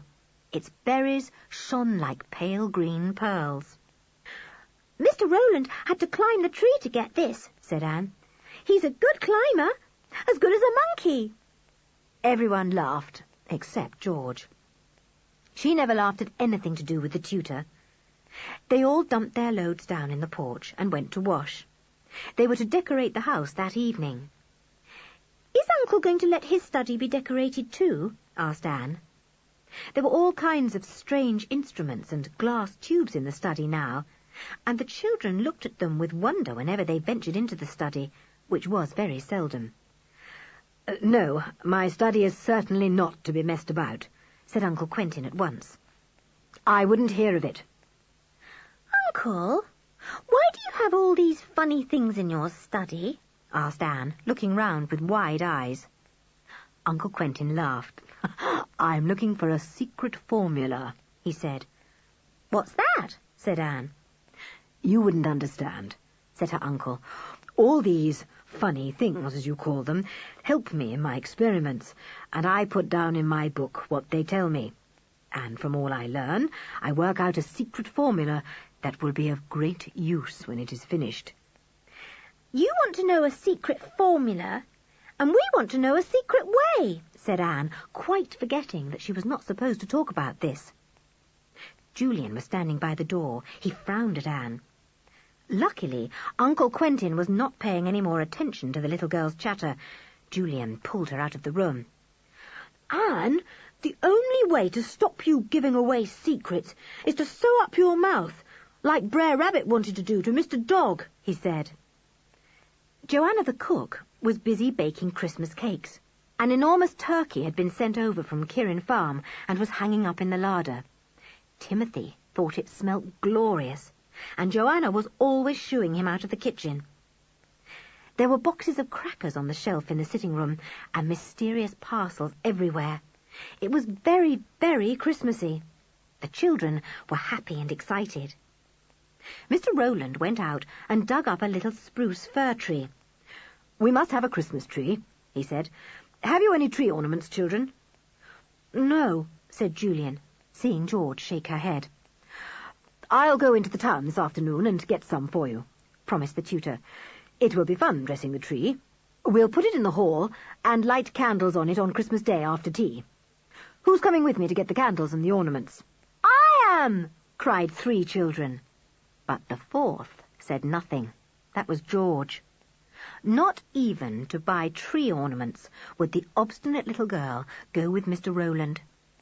She had never had a Christmas tree before, and she was very much looking forward to it. But it was spoilt for her because Mr. Rowland bought the things that made it so beautiful. Now it stood in the hall, with coloured candles in holders clipped to the branches, and bright shining ornaments hanging from top to bottom. Silver strands of frosted string hung down from the branches like icicles, and Anne had put bits of white cotton wool here and there to look like snow. It really was a lovely sight to see. "Beautiful," said Uncle Quentin as he passed through the hall, and saw Mr. Rowland hanging the last ornaments on the tree. "I say, look at the fairy doll on the top. Who's that for? A good girl?" Anne secretly hoped that Mr. Rowland would give her the doll. She was sure it wasn't for George, and anyway, George wouldn't accept it. It was such a pretty doll, with its gauzy frock and silvery wings. Julian, Dick and Anne had quite accepted the tutor now as teacher and friend. In fact, everyone had. Their uncle and aunt too, and even Joanna the cook. George, of course, was the only exception, and she and Timothy kept away from Mr. Rowland, each looking as sulky as the other whenever the tutor was in the room. "You know, I never knew a dog could look so sulky," said Julian, watching Timothy. "Really, he scowls almost like George." "And I always feel as if George puts her tail down like Tim when Mr. Rowland is in the room," giggled Anne. "Laugh all you like," said George in a low tone. "I think you're beastly to me. I know I'm right about Mr. Rowland. I've got a feeling about him, and so has Tim."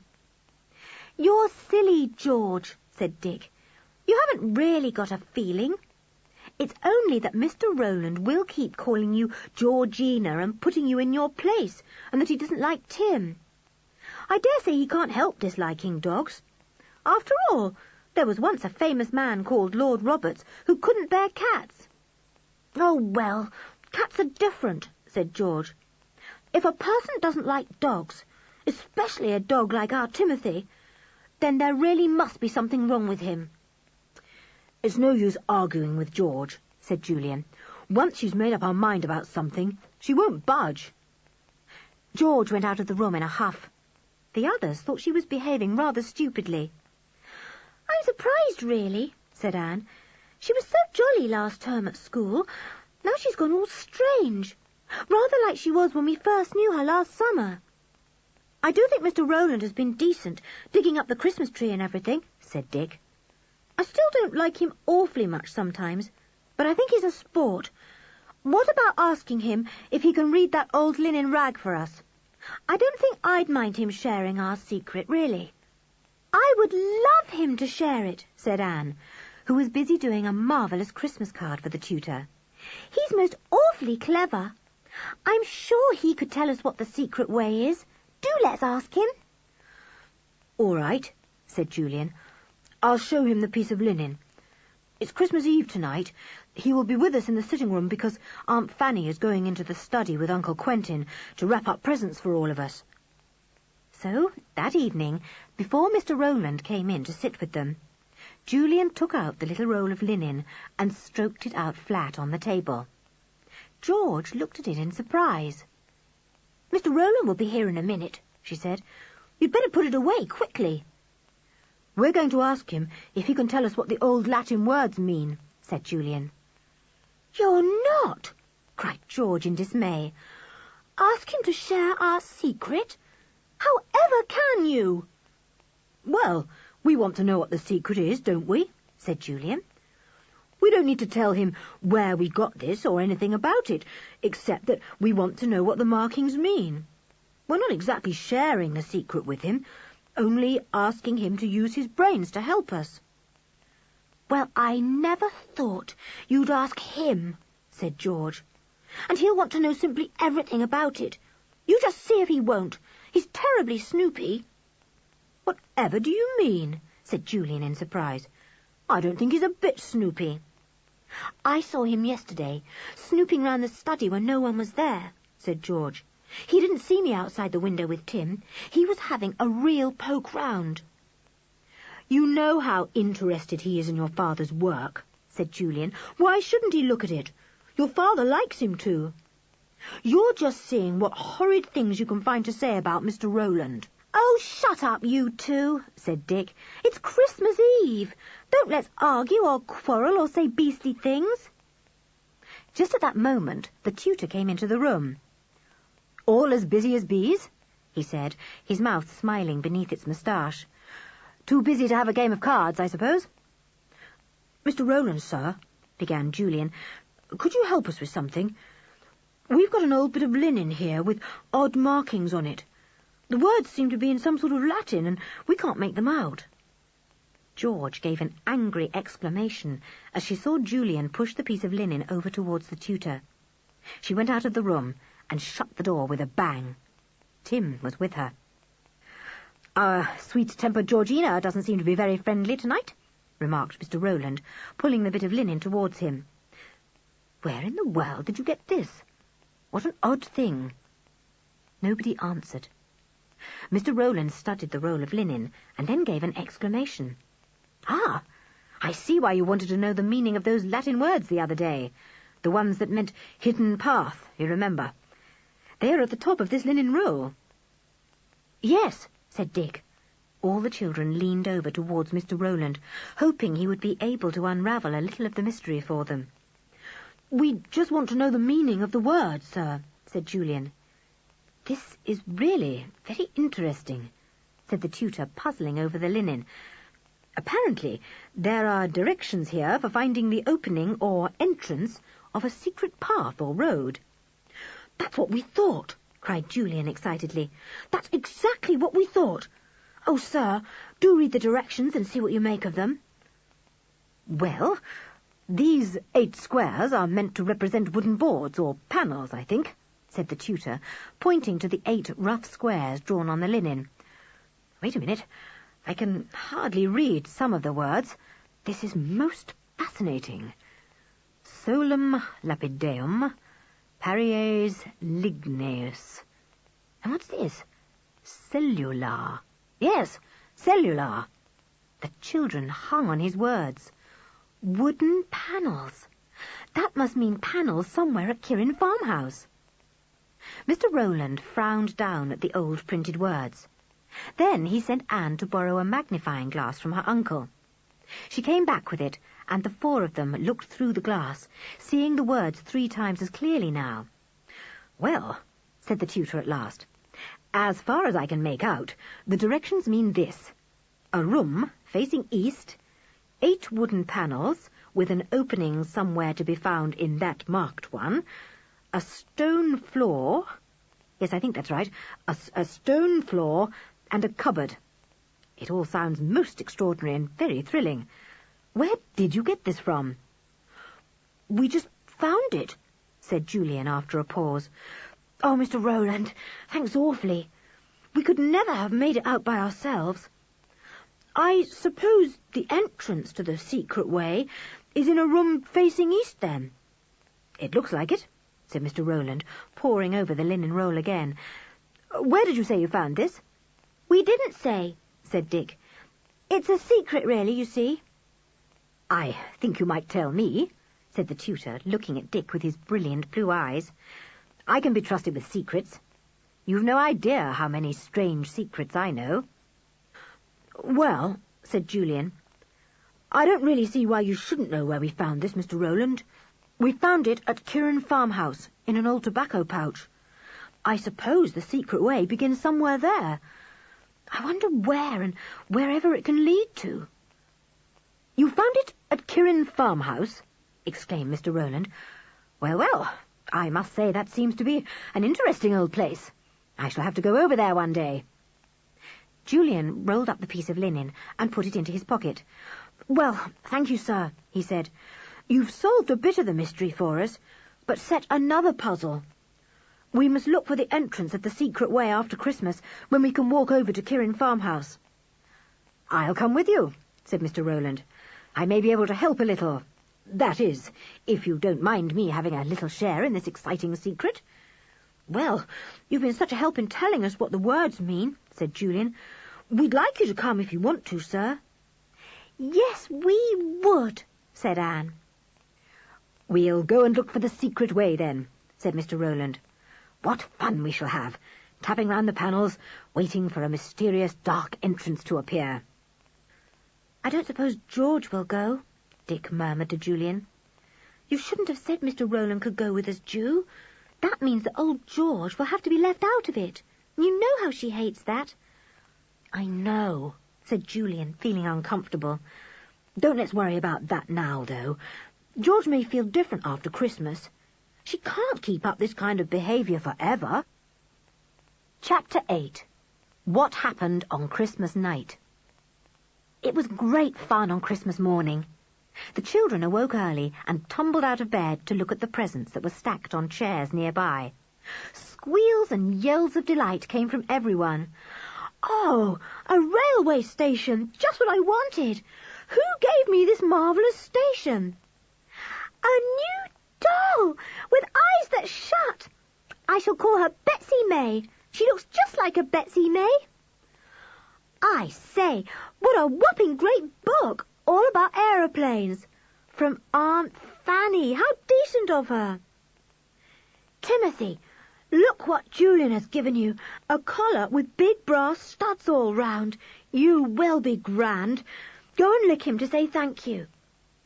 Who's this from? I say, who gave me this? Where's the label? Oh, from Mr. Rowland.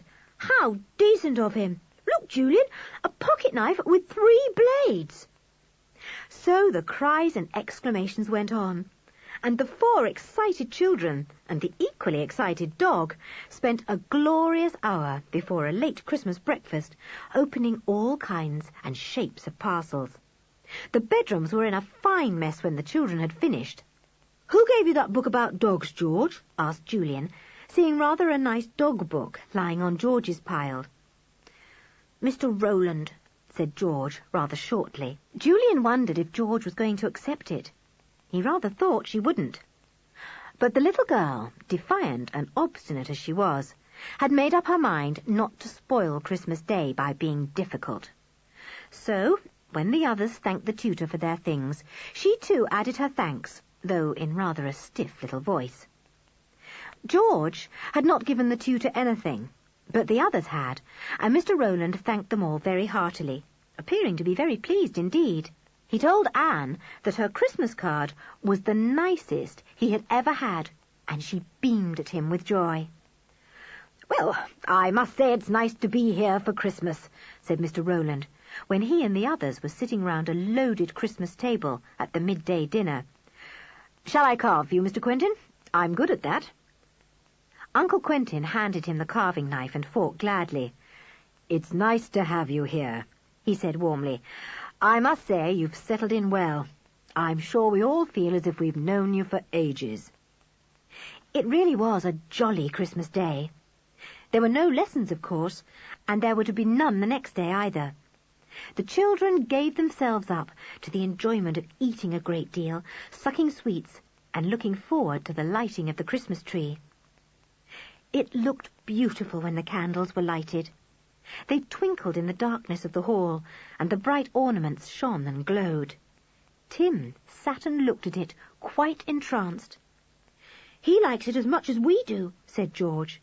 And indeed, Tim had enjoyed the day just as much as any of them. They were all tired out when they went to bed.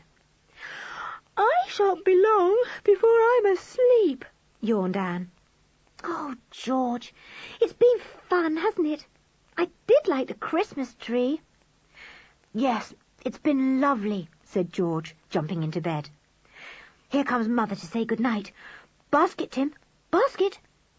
Tim leapt into his basket by the window. He was always there when George's mother came in to say good night to the girls. But as soon as she had gone downstairs, the dog took a flying leap and landed on George's bed. There he slept, his head curled round her feet. "Don't you think Tim ought to sleep downstairs tonight?" said George's mother. "Joanna says he ate such an enormous meal in the kitchen that she is sure he will be sick." "Oh, no, Mother," said George at once. "Make Tim sleep downstairs on Christmas night. Whatever would he think?" "Oh, very well," said her mother with a laugh. "I might have known it was useless to suggest it.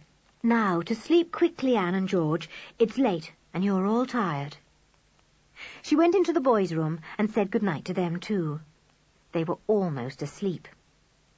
2 hours later, everyone else was in bed. The house was still and dark. George and Anne slept peacefully in their small beds. Timothy slept too, lying heavily on George's feet. Suddenly, George awoke with a jump. Tim was growling softly. He had raised his big shaggy head, and George knew that he was listening. "What is it, Tim?" she whispered. Anne did not wake. Tim went on growling softly. George sat up and put her hand on his collar to stop him. She knew that if he awoke her father, he would be cross. Timothy stopped growling, now that he had roused George. The girls sat and wondered what to do. It wasn't any good waking Anne. The little girl would be frightened. Why was Tim growling? He never did that at night. Perhaps I'd better go and see if everything is all right, thought George. She was quite fearless, and the thought of creeping through the still, dark house did not disturb her at all. Besides, she had Tim. Who could be afraid with Tim beside them? She slipped on her dressing gown. Perhaps a log has fallen out of one of the fireplaces, and a rug is burning, she thought, sniffing as she went down the stairs. It would be just like Tim to smell it and warn us. With her hand on Tim's head to warn him to be quite quiet, George crept softly through the hall to the sitting room. The fire was quite all right there, just a red glow. In the kitchen all was peace too. Tim's feet made a noise there as his claws rattled against the linoleum. A slight sound came from the other side of the house. Tim growled quite loudly, and the hairs on the back of his neck rose up. George stood still. Could it possibly be burglars? Suddenly, Timothy shook himself free from her fingers and leapt across the hall, down a passage, and into the study beyond. There was the sound of an exclamation and a noise as if someone was falling over. "It is a burglar," said George, and she ran to the study. She saw a torch shining on the floor, dropped by someone who was even now struggling with Tim. George switched on the light, and then looked with the greatest astonishment into the study. Mr. Rowland was there, in his dressing gown, rolling on the floor, trying to get away from Timothy, who, although not biting him, was holding him firmly by his dressing gown. "Oh, it's you, George. Call your beastly dog off," said Mr. Rowland in a low and angry voice. "Do you want to rouse all the household?" "Why are you creeping about with a torch?" demanded George. "I heard a noise down here and came to see what it was," said Mr. Rowland, sitting up and trying to fend off the angry dog. "For goodness sake, call your beast off!" "Why didn't you put on the light?" asked George, not attempting to take Tim away. She was very much enjoying the sight of an angry and frightened Mr. Rowland. "I couldn't find it," said the tutor. "It's on the wrong side of the door, as you see." This was true. The switch was an awkward one to find if you didn't know it. Mr. Rowland tried to push Tim away again, and the dog suddenly barked.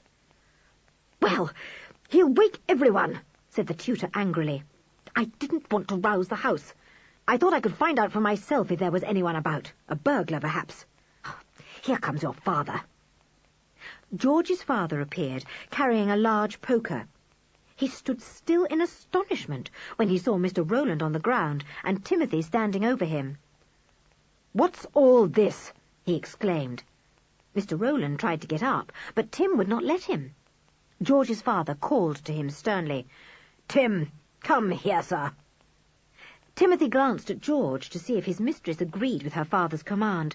She said nothing. So Timothy took no notice of the order, and merely made a snap at Mr. Rowland's ankles. "That dog's mad," said Mr. Rowland from the floor. "He's already bitten me once before, and now he's trying to do it again." "Tim, will you come here, sir?" shouted George's father. "George, that dog is really disobedient. Call him off at once." "Come here, Tim," said George in a low voice. The dog at once came to her, standing by her side with the hairs on his neck still rising up stiffly. He growled softly as if to say, "Be careful, Mr. Rowland. Be careful." The tutor got up. He was very angry indeed. He spoke to George's father. "I heard some sort of noise and came down with my torch to see what it was," he said. "I thought it came from your study, and knowing you kept your valuable books and instruments here, I wondered if some thief was about. I had just got down and into the room when that dog appeared from somewhere and got me down on the ground. George came along too, and would not call him off." "I can't understand your behaviour, George. I really can't," said her father angrily.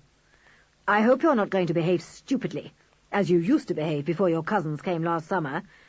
And what is this I hear about Tim biting Mr. Rowland before?" "George had him under the table during lessons," said Mr. Rowland.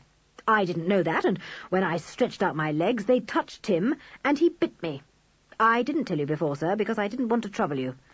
Both George and the dog have tried to annoy me ever since I have been here." "Well, Tim must go outside and live in the kennel," said George's father. "I won't have him in the house. It will be a punishment for him, and a punishment for you too, George. I will not have this kind of behaviour. Mr. Rowland has been extremely kind to you all."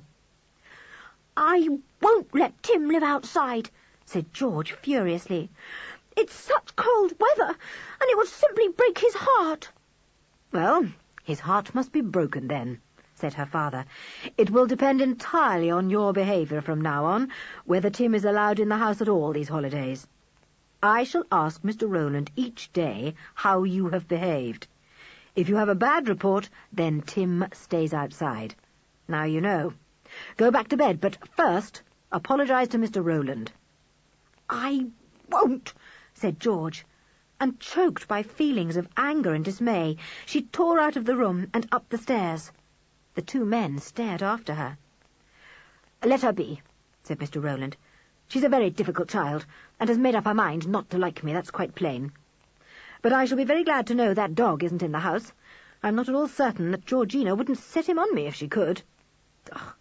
"I'm sorry about all this," said George's father. "I wonder what the noise was that you heard. A log falling in the grate, I expect. Now, what am I to do about that tiresome dog tonight? Go and take him outside, I suppose." "Leave him tonight," said Mr. Rowland. "I can hear noises upstairs. The others are awake by now. Don't let's make any more disturbance tonight." "Perhaps you're right," said George's father thankfully. He didn't at all want to tackle a defiant little girl and an angry big dog in the middle of a cold night. The two men went to bed and slept. George did not sleep. The others had been awake when she got upstairs, and she had told them what had happened. "George, you really are an idiot," said Dick. "After all, why shouldn't Mr. Rowland go down if he heard a noise? You went down. Now we shan't have darling old Tim in the house this cold weather." Anne began to cry. She didn't like hearing that the tutor she liked so much had been knocked down by Tim, and she hated hearing that Tim was to be punished. "Don't be a baby," said George. "I'm not crying, and it's my dog." But when everyone had settled down again in bed and slept peacefully, George's pillow was very wet indeed. Tim crept up beside her and licked the salt tears off her cheek. He whined softly. Tim was always unhappy when his little mistress was sad. End of Side 4. Side 5. Chapter 9. A Hunt for the Secret Way. There were no lessons the next day. George looked rather pale and was very quiet. Tim was already out in the yard kennel, and the children could hear him whining unhappily. They were all upset to hear him. "Oh, George, I'm awfully sorry about it all," said Dick. "I wish you wouldn't get so fierce about things. You only get yourself into trouble, and poor old Tim." George was full of mixed feelings. She disliked Mr. Rowland so much now that she could hardly bear to look at him. And yet she did not dare to be openly rude and rebellious, because she was afraid that if she was, the tutor would give her a bad report, and perhaps she would not be allowed to even see Timothy. It was very hard for a defiant nature like hers to force herself to behave properly. Mr. Rowland took no notice of her at all. The other children tried to bring George into their talks and plans, but she remained quiet and uninterested. "George, we're going over to Kirin farmhouse today," said Dick. "Coming? We're going to try and find the entrance to the secret way. It must start somewhere there." The children had told George what Mr. Rowland had said about the piece of marked linen. They had all been thrilled about this, though the excitements of Christmas Day had made them forget about it for a while. "Yes, of course I'll come," said George, looking more cheerful. "Timothy can come too. He wants a walk." But when the little girl found that Mr. Rowland was also going, she changed her mind at once. Not for anything would she go with the tutor. No, she would go for a walk alone with Timothy. "But, George, think of the excitement we'll have trying to find the secret way," said Julian, taking hold of her arm. George wrenched it away. "I'm not going if Mr. Rowland is," she said obstinately, and the others knew that it was no good trying to coax her. "I shall go alone with Tim," said George. "You go off together with your dear Mr. Rowland." She set out with Timothy, a lonely little figure going down the garden path. The others stared after her. This was horrid. George was being more and more left out, but what could they do about it? "Well, children, are you ready?" asked Mr. Rowland. "You start off by yourselves, will you? I'll meet you at the farmhouse later. I want to run down to the village first to get something." So the 3 children set off by themselves, wishing that George was with them. She was nowhere to be seen. Old Mr. and Mrs. Sanders were pleased to see the 3 children, and sat them down in the big kitchen to eat ginger buns and drink hot milk. "Well, have you come to find a few more secret things?" asked Mrs. Sanders with a smile. "May we try?" asked Julian. "We're looking for a room that's facing east with a stone floor and panelling." "All the rooms downstairs have stone floors," said Mrs. Sanders. "You hunt all you like, my dears. You won't do any damage, I know. But don't go into the room upstairs with the cupboard that has a false back, will you? Or the one next to it. Those are the rooms the 2 artists have." "All right," said Julian, rather sorry that they were unable to fiddle about with the exciting cupboard again. "Are the artists here, Mrs. Sanders? I'd like to talk to them about pictures. I hope one day I'll be an artist too." "Dear me, is that so?" said Mrs. Sanders. "Well, well, it's always a marvel to me how people make any money at painting pictures." "It isn't making money that artists like so much as the painting of the pictures," said Julian, looking rather wise. That seemed to puzzle Mrs. Sanders even more. She shook her head and laughed. "Oh, they're peculiar folk," she said. "Ah, well, you go along and have a hunt for whatever it is you want to find. You can't talk to the 2 artists today, though, Master Julian. They're out." The children finished their buns and milk, and then stood up, wondering where to begin their search. They must look for a room or rooms facing east. That would be the first thing to do. "Which side of the house faces east, Mrs. Sanders?" asked Julian. "Do you know?"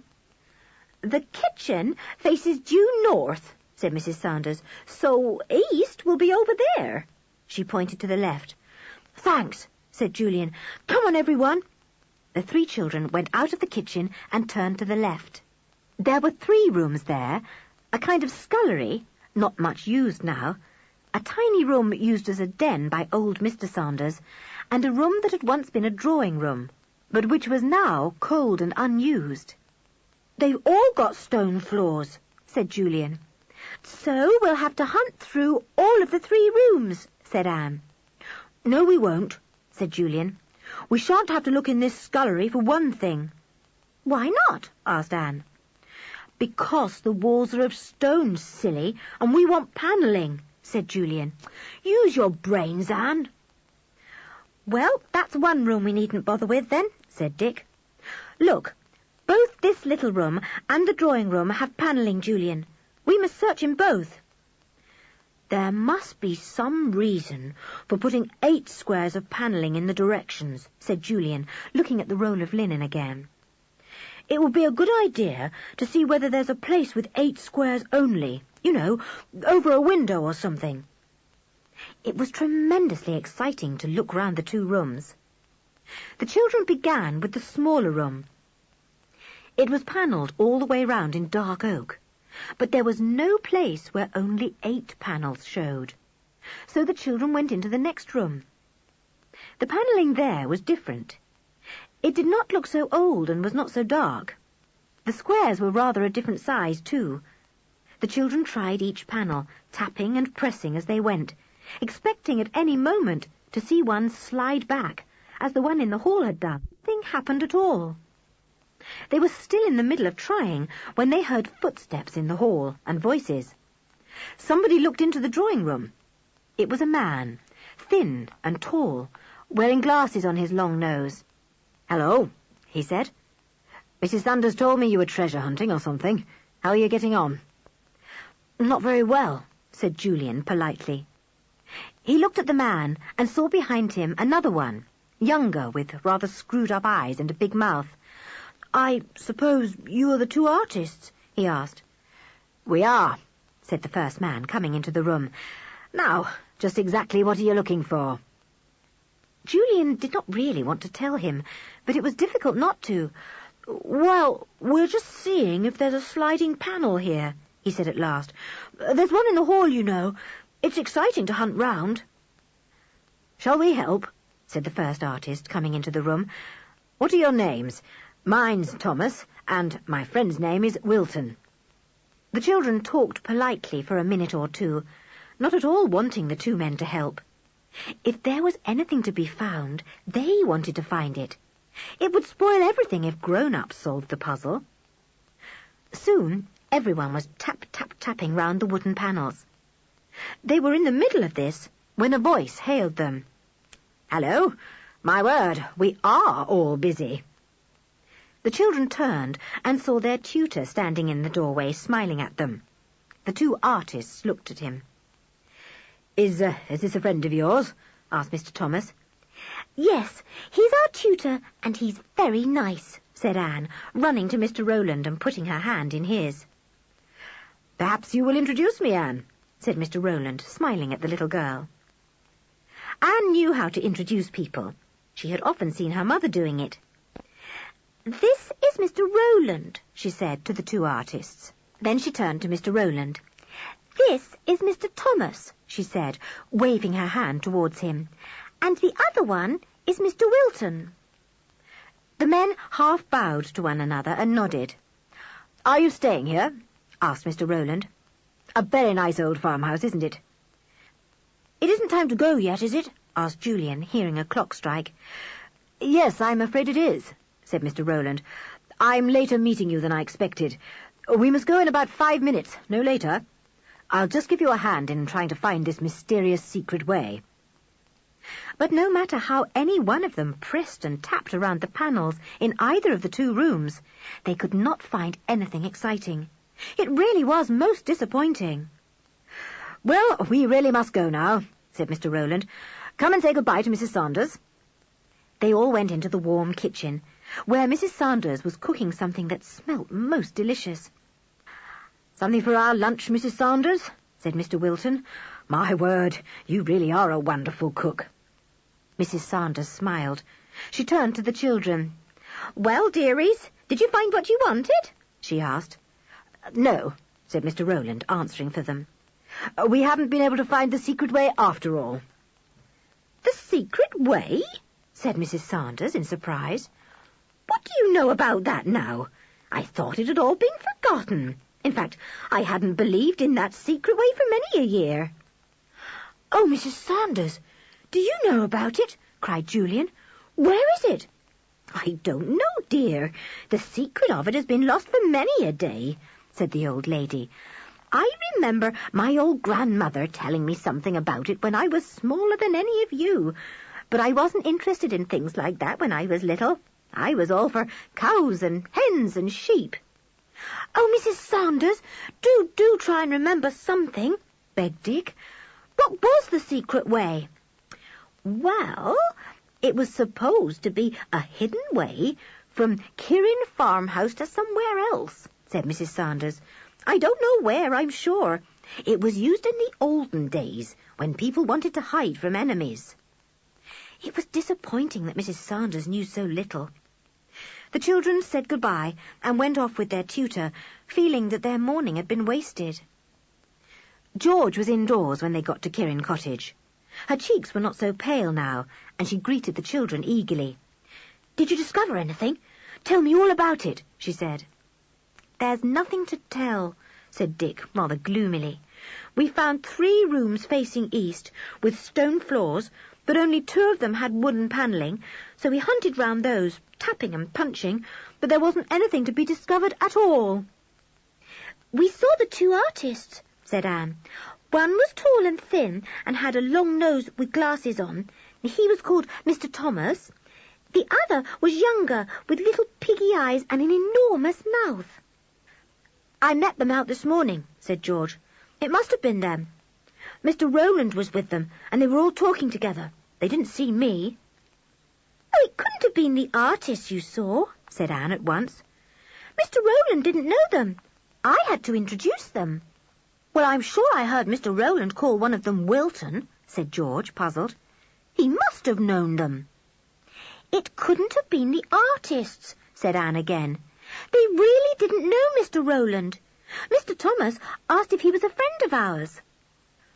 "I'm sure I'm not mistaken," said George, looking obstinate. "If Mr. Rowland said he didn't know the two artists, he was telling lies."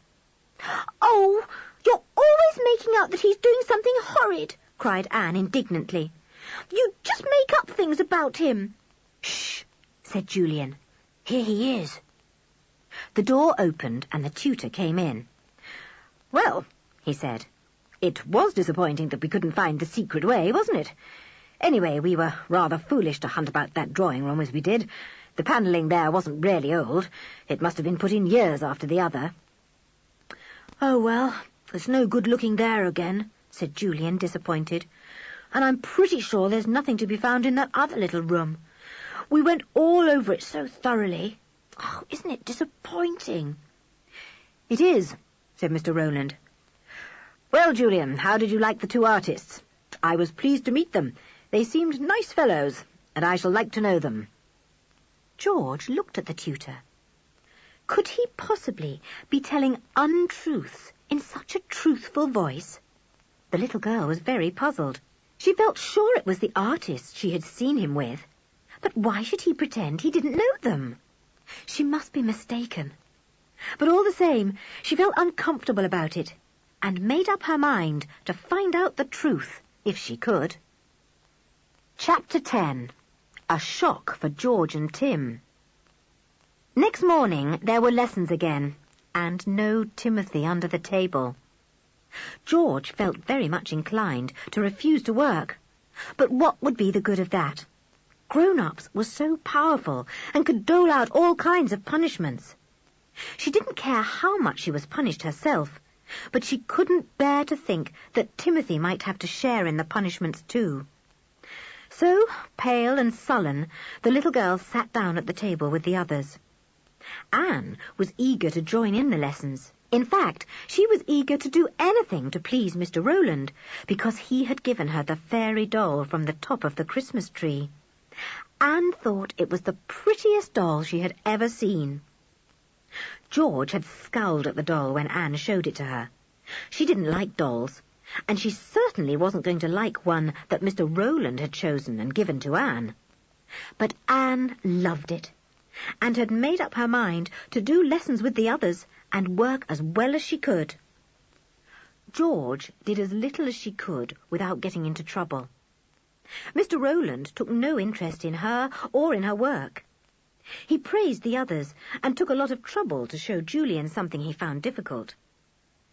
The children heard Tim whining outside as they worked. This troubled them very much, for Timothy was such a companion and so dear to them all. They could not bear to think of him left out of everything, cold and miserable in the yard kennel. When the 10 minutes break came, and Mr. Rowland went out of the room for a few minutes, Julian spoke to George. "George, it's awful for us to hear poor old Tim whining out there in the cold, and I'm sure I heard him cough. Let me speak to Mr. Rowland about him.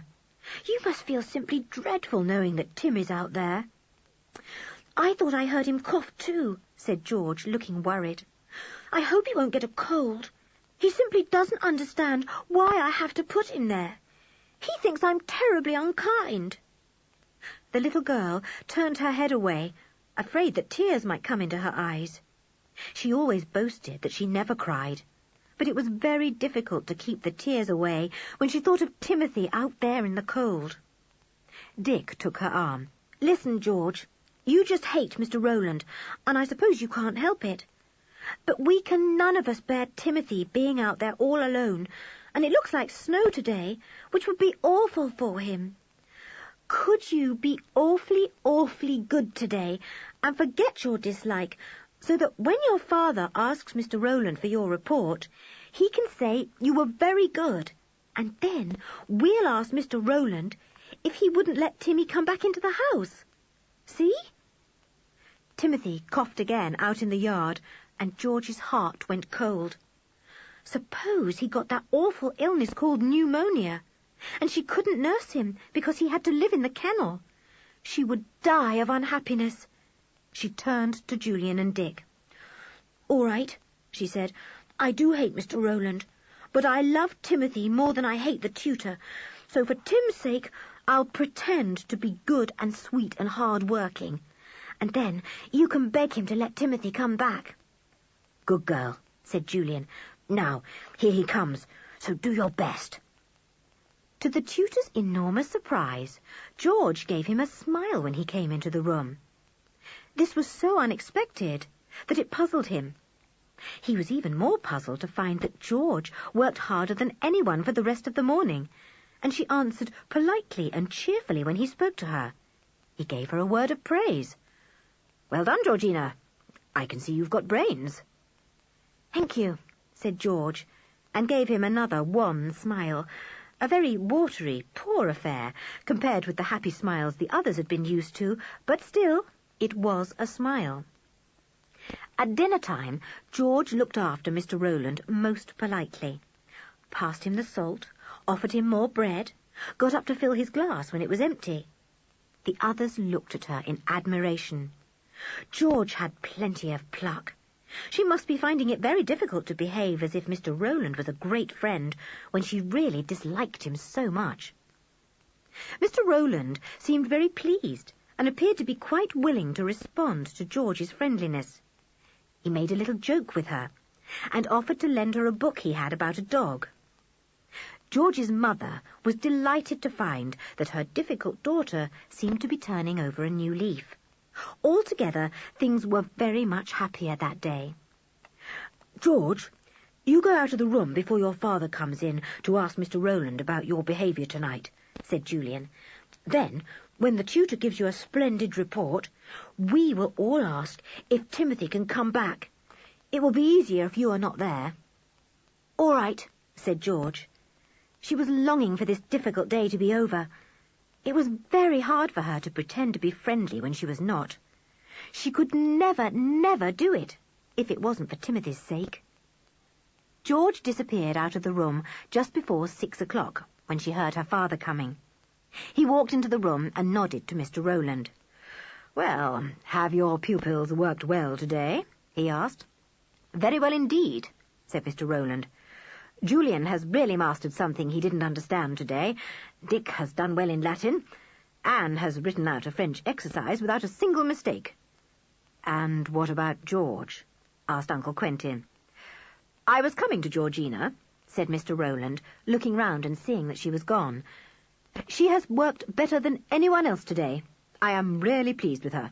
She has tried hard, and she has really been polite and friendly. I feel she is trying to turn over a new leaf." "She's been a brick today," said Julian warmly. "Uncle Quentin, she has tried awfully hard. She really has. And, you know, she's terribly unhappy." "Why?" asked Uncle Quentin in surprise.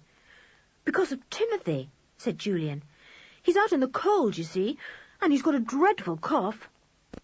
"Oh, Uncle Quentin, please do let poor Timmy come indoors," begged Anne.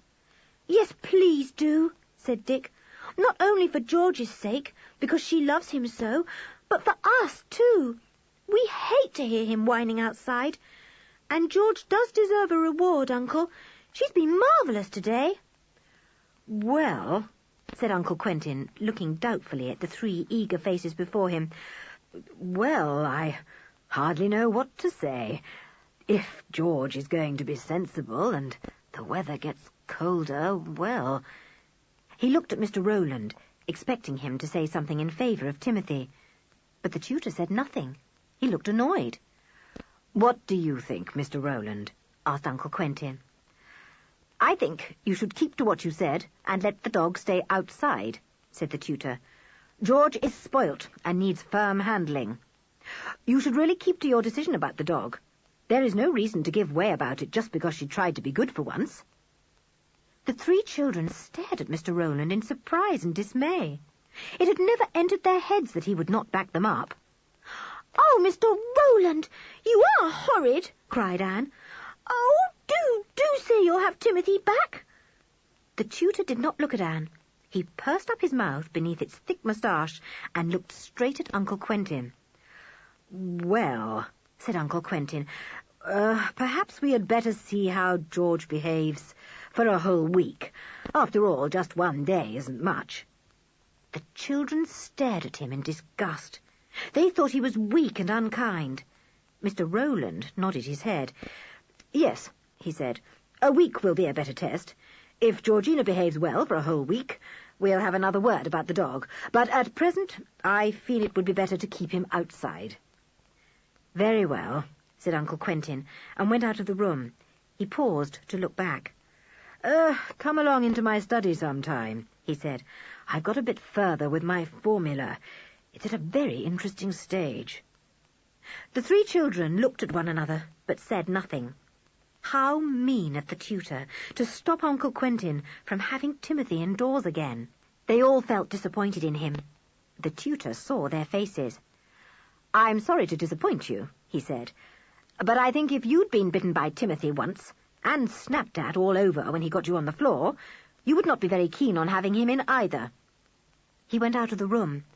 The children wondered what to say to George.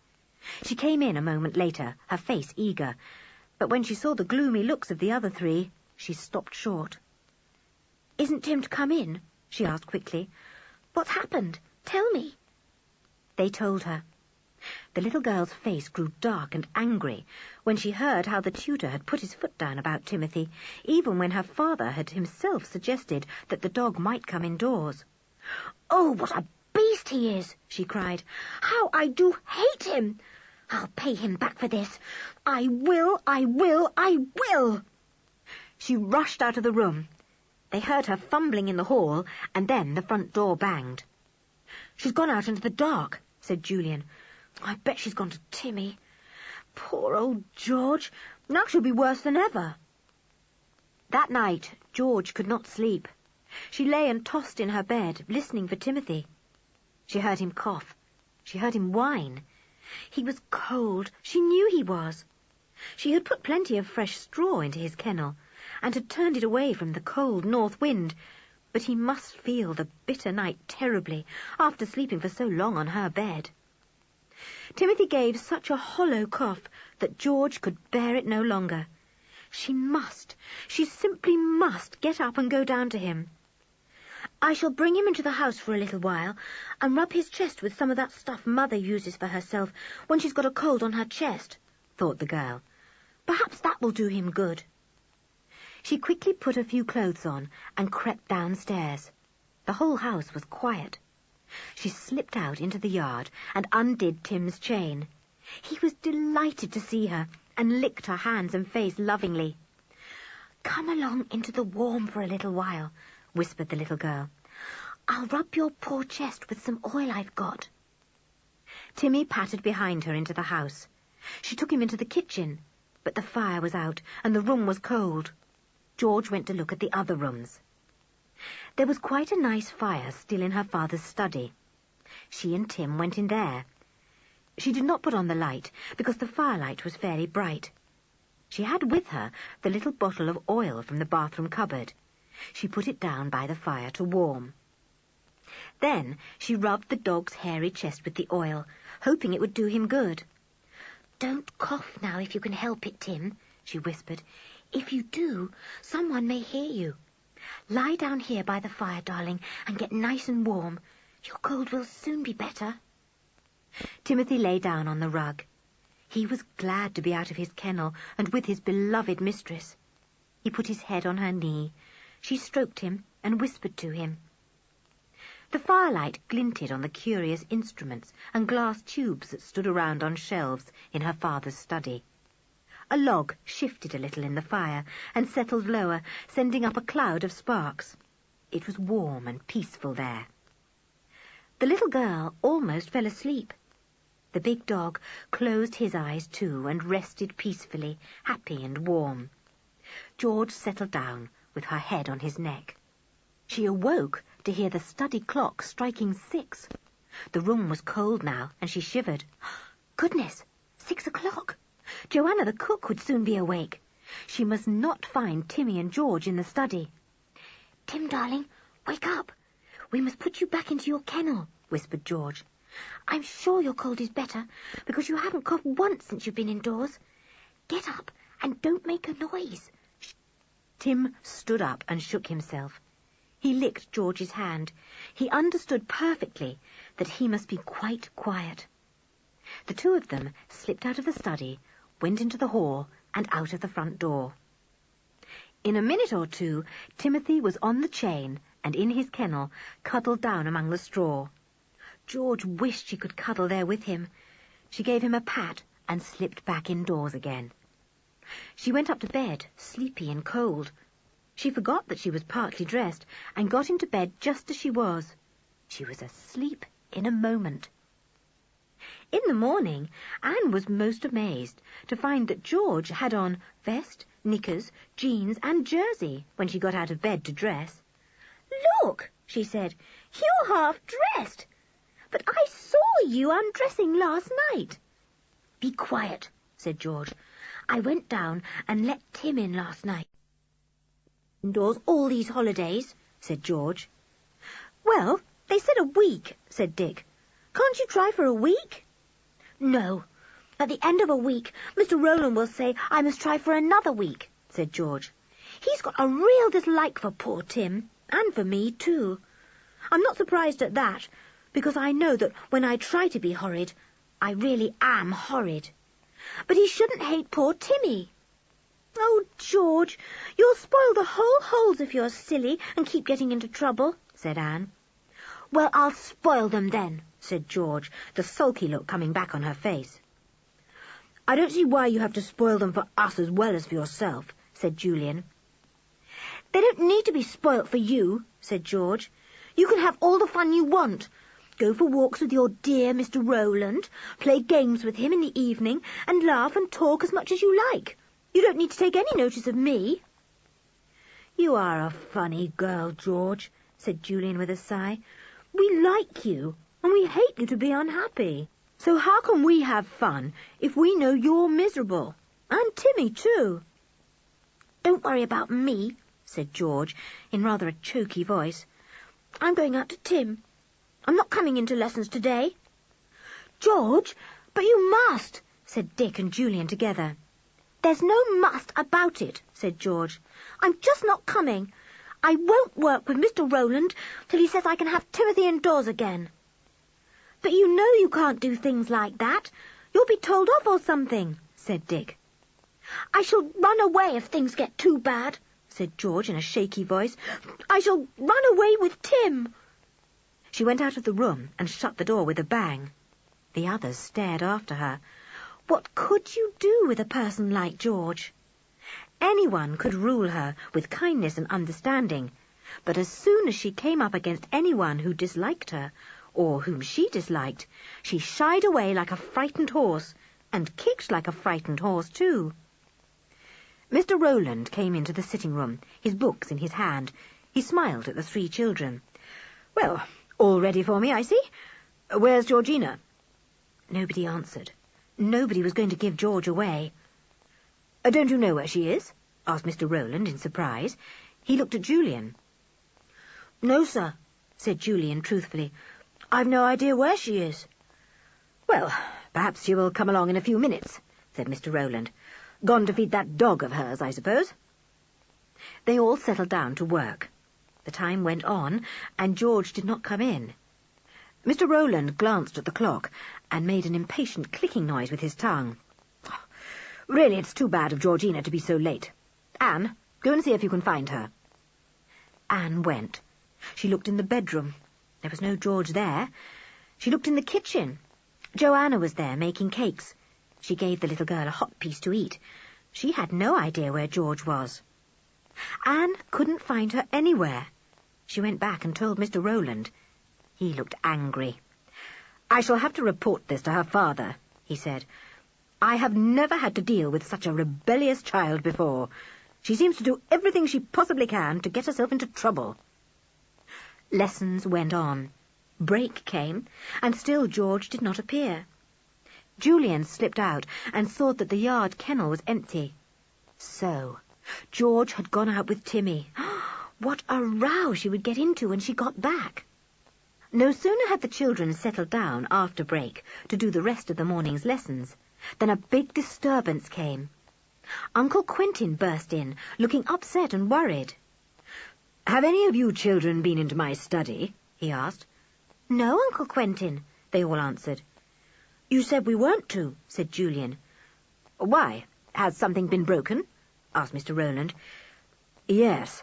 The test tubes I set yesterday for an experiment have been broken, and what is worse, 3 most important pages of my book have gone," said Uncle Quentin. "I can write them out again, but only after a great deal of work. I can't understand it. Are you sure, children, that none of you has been meddling with things in my study?" "Quite sure," they answered. Anne went very red. She suddenly remembered what George had told her. George said she had taken Timmy into Uncle Quentin's study last night and rubbed his chest with oil. But George couldn't possibly have broken the test tubes and taken pages from her father's book. Mr. Rowland noticed that Anne had gone red. "Do you know anything about this, Anne?" he asked. "No, Mr. Rowland," said Anne, blushing even redder and looking very uncomfortable indeed. "Where's George?" suddenly said Uncle Quentin. The children said nothing, and it was Mr. Rowland who answered. "We don't know. She didn't come to lessons this morning." "Didn't come to lessons? Why not?" demanded Uncle Quentin, beginning to frown. "She didn't say," said Mr. Rowland dryly. "I imagine she was upset because we were firm about Timothy last night, and this is her way of being defiant."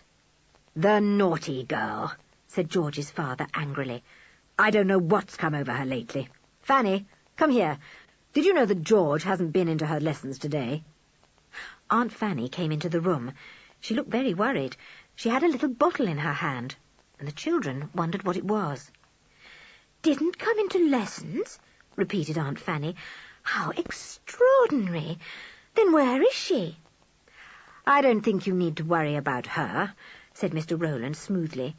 "She's probably gone off with Timothy in a fit of temper.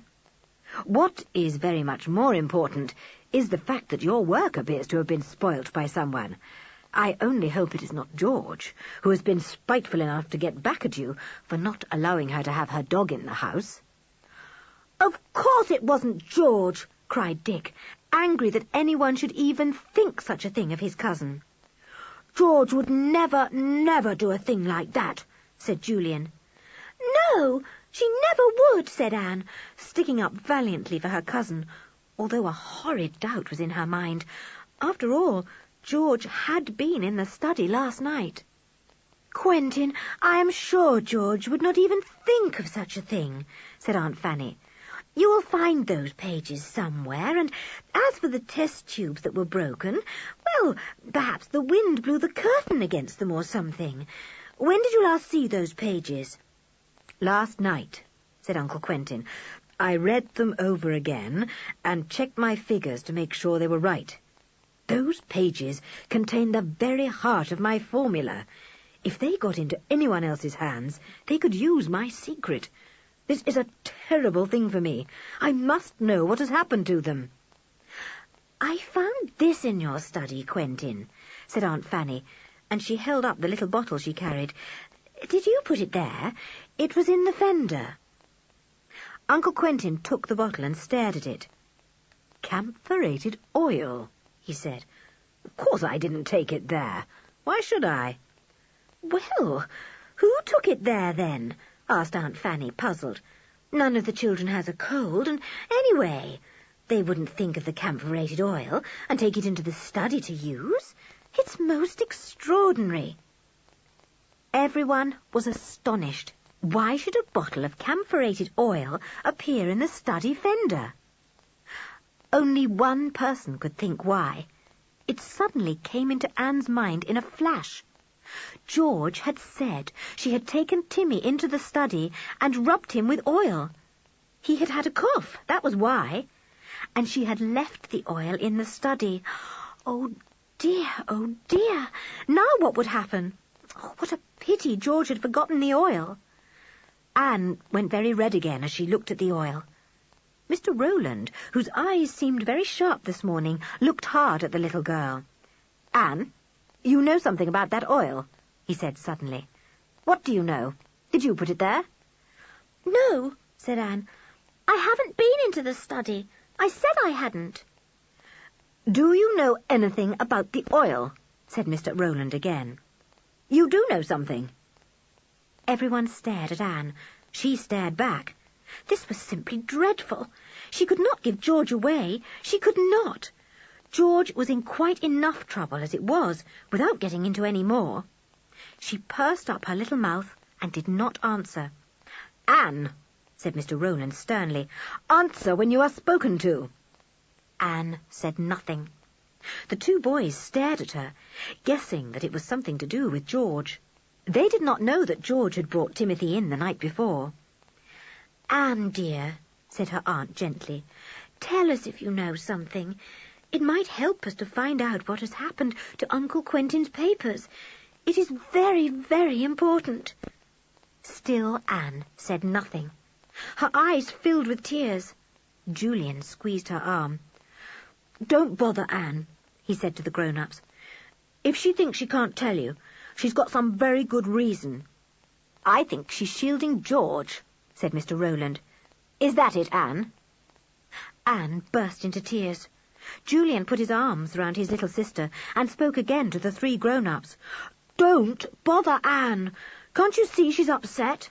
"We'll let George speak for herself when she thinks she will come in," said Mr. Rowland. "I'm sure she knows how that bottle got there. And if she put it there herself, she must have been into the study. And she's the only person that has been there." The boys could not think for one moment that George would do such a thing as spoil her father's work. Anne feared it, and it upset her. She sobbed in Julian's arms. "When George comes in, send her to me in my study," said Uncle Quentin irritably. "How can a man work when these upsets go on? I was always against having children in the house." He stamped out, tall, cross, and frowning. The children were glad to see him go. Mr. Rowland shut the books on the table with a snap. "We can't do any more lessons this morning," he said. "Put on your things and go out for a walk till dinner time." "Yes, do," said Aunt Fanny, looking white and worried. "That's a good idea." Mr. Rowland and their aunt went out of the room. "I don't know if Mr. Rowland thinks he's coming out with us," said Julian in a low voice. "But we've got to get out first and give him the slip. We've got to find George and warn her what's up." "Right," said Dick. "Dry your eyes, Anne, darling. Hurry and get your things. We'll slip out of the garden door before Mr. Rowland comes down.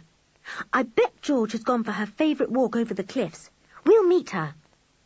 The three children threw on their outdoor things and crept out of the garden door quietly. They raced down the garden path and out of the gate before Mr. Rowland even knew they were gone. They made their way to the cliffs and looked to see if George was coming. "There she is, and Timothy too," cried Julian, pointing. "George! George! Quick! We've got something to tell you!" Chapter 12. George in Trouble. "What's the matter?" asked George, as the three children tore up to her. "Has something happened?" "Yes, George.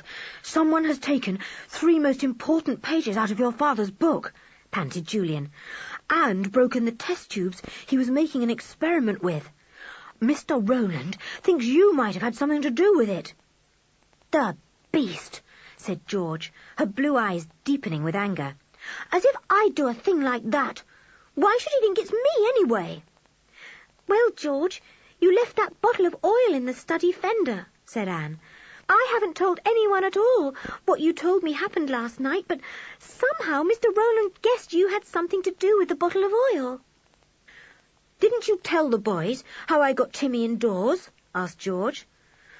Well, there's nothing much to tell, Julian. I just heard poor old Tim coughing in the night, and I half-dressed, went down and took him into the study where there was a fire. Mother keeps a bottle of oil that she uses to rub her chest with when she has a cough, so I thought it might do Timmy's cold good too. I got the oil and rubbed him well, and we both fell asleep by the fire till 6 o'clock. I was sleepy when I woke up and forgot the oil. That's all. And you didn't take any pages from the book Uncle Quentin is writing, and you didn't break anything in the study, did you? Said Anne. Of course not, silly, said George indignantly. How can you ask me a thing like that? You must be mad. George never told a lie, and the others always believed her, whatever she said. They stared at her, and she stared back. I wonder who could have taken those pages then, said Julian. Maybe your father will come across them after all. I expect he put them into some safe place and then forgot all about them. And the test tubes might easily have overbalanced and broken themselves. Some of them look very shaky to me. I suppose I shall get into trouble now for taking Tim into the study, said George. And for not coming into lessons this morning, said Dick. You really are an idiot, George. I never knew anyone like you for walking right into trouble.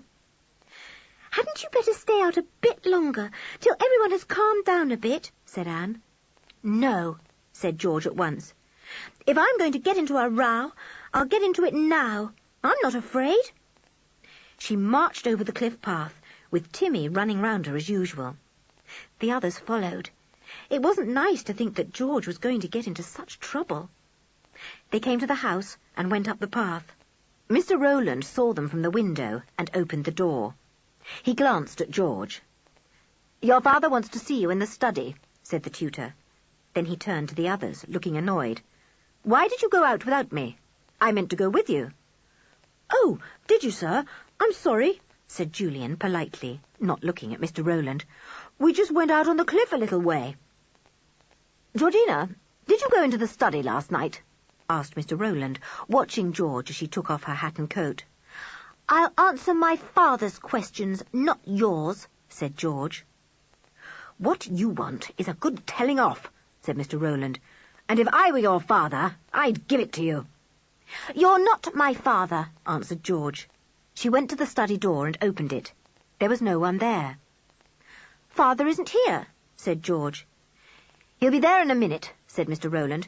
Go in and wait. And you others, go up and wash for lunch. The other 3 children felt almost as if they were deserting George as they went up the stairs. They could hear Timmy whining from the yard outside. He knew his little mistress was in trouble, and he wanted to be with her. George sat down on a chair and gazed at the fire, remembering how she had sat on the rug there with Tim last night, rubbing his hairy chest. How silly of her to have forgotten the bottle of oil.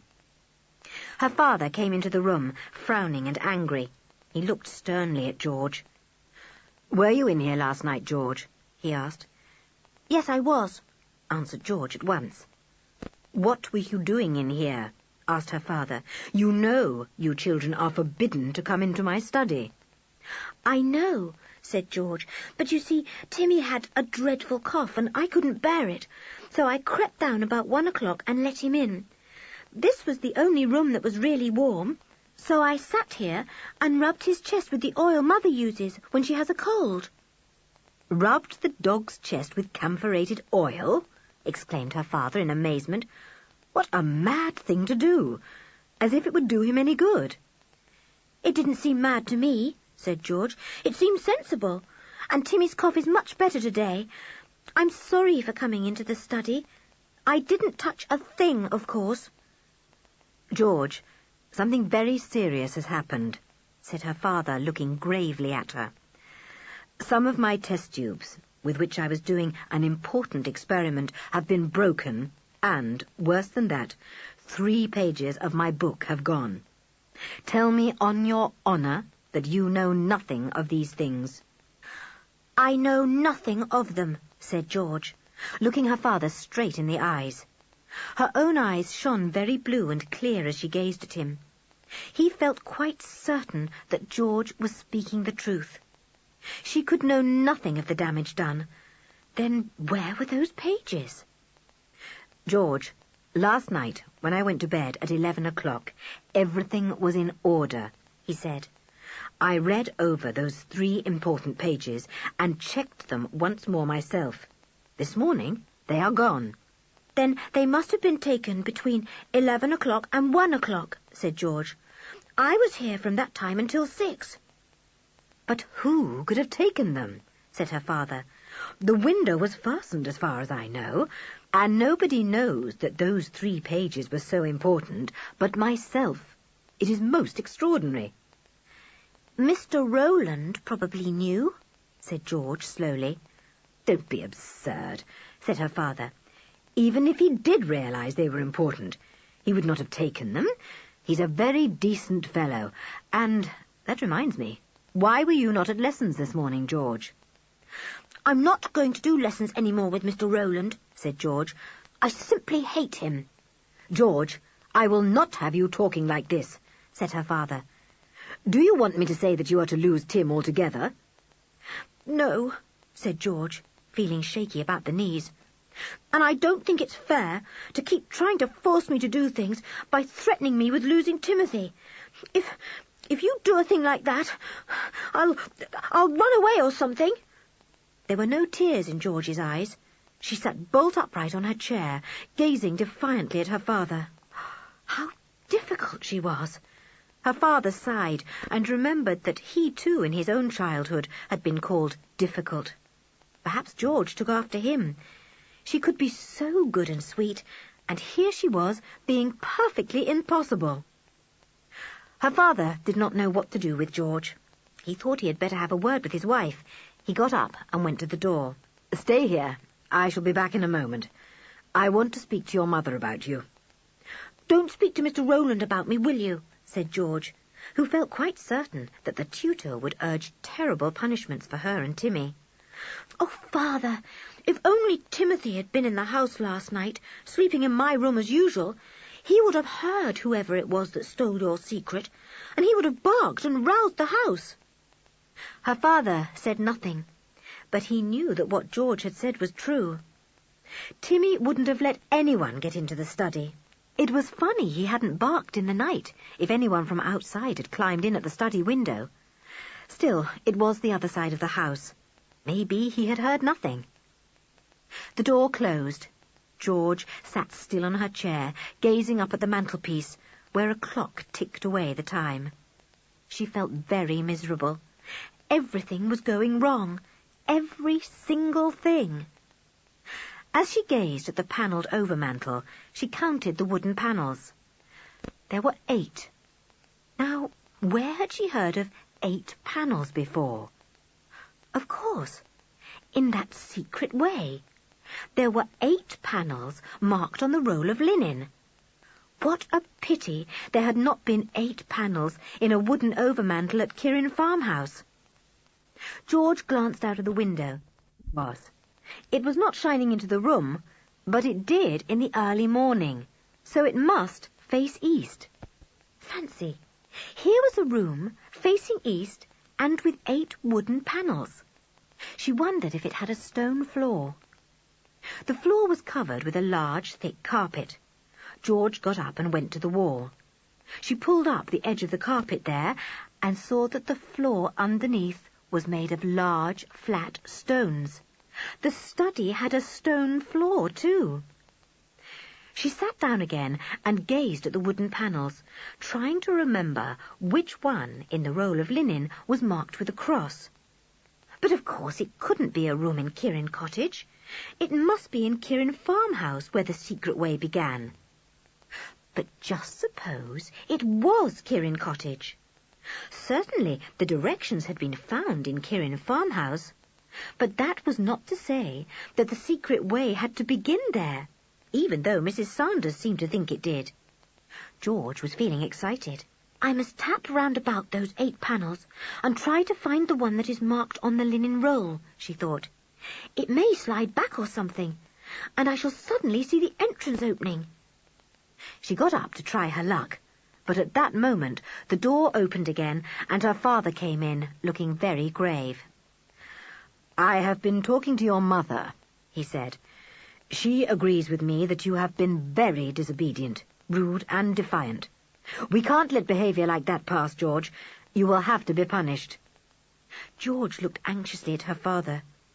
If only her punishment had nothing to do with Timothy. But, of course, it had. You will go to bed for the rest of the day, and you will not see Timothy for 3 days, said her father.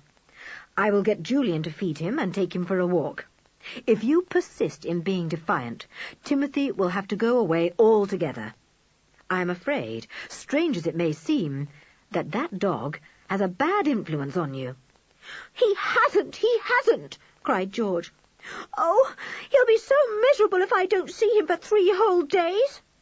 There's nothing more to be said, said her father. Go straight upstairs to bed and think over all I have said to you, George. I am very disappointed in your behaviour these holidays. I really did think the influence of your 3 cousins had made you into a normal, sensible girl. Now you are worse than you have ever been. He held open the door, and George walked out, holding her head high. She heard the others having their dinner in the dining room. She went straight upstairs and undressed. She got into bed and thought miserably of not seeing Tim for 3 days. She couldn't bear it. Nobody could possibly know how much she loved Timothy. Joanna came up with a tray of dinner. Well, it's a pity to see you in bed, she said cheerfully. Now, you be a sensible girl and behave properly, and you'll be soon downstairs again. George picked at her dinner. She did not feel at all hungry. She lay back on the bed, thinking of Tim and thinking of the 8 panels over the mantelpiece. Could they possibly be the ones shown in the secret way directions? She gazed out of the window and thought hard. "Golly, it's snowing," she said suddenly, sitting up. "I thought it would when I saw that leaden sky this morning.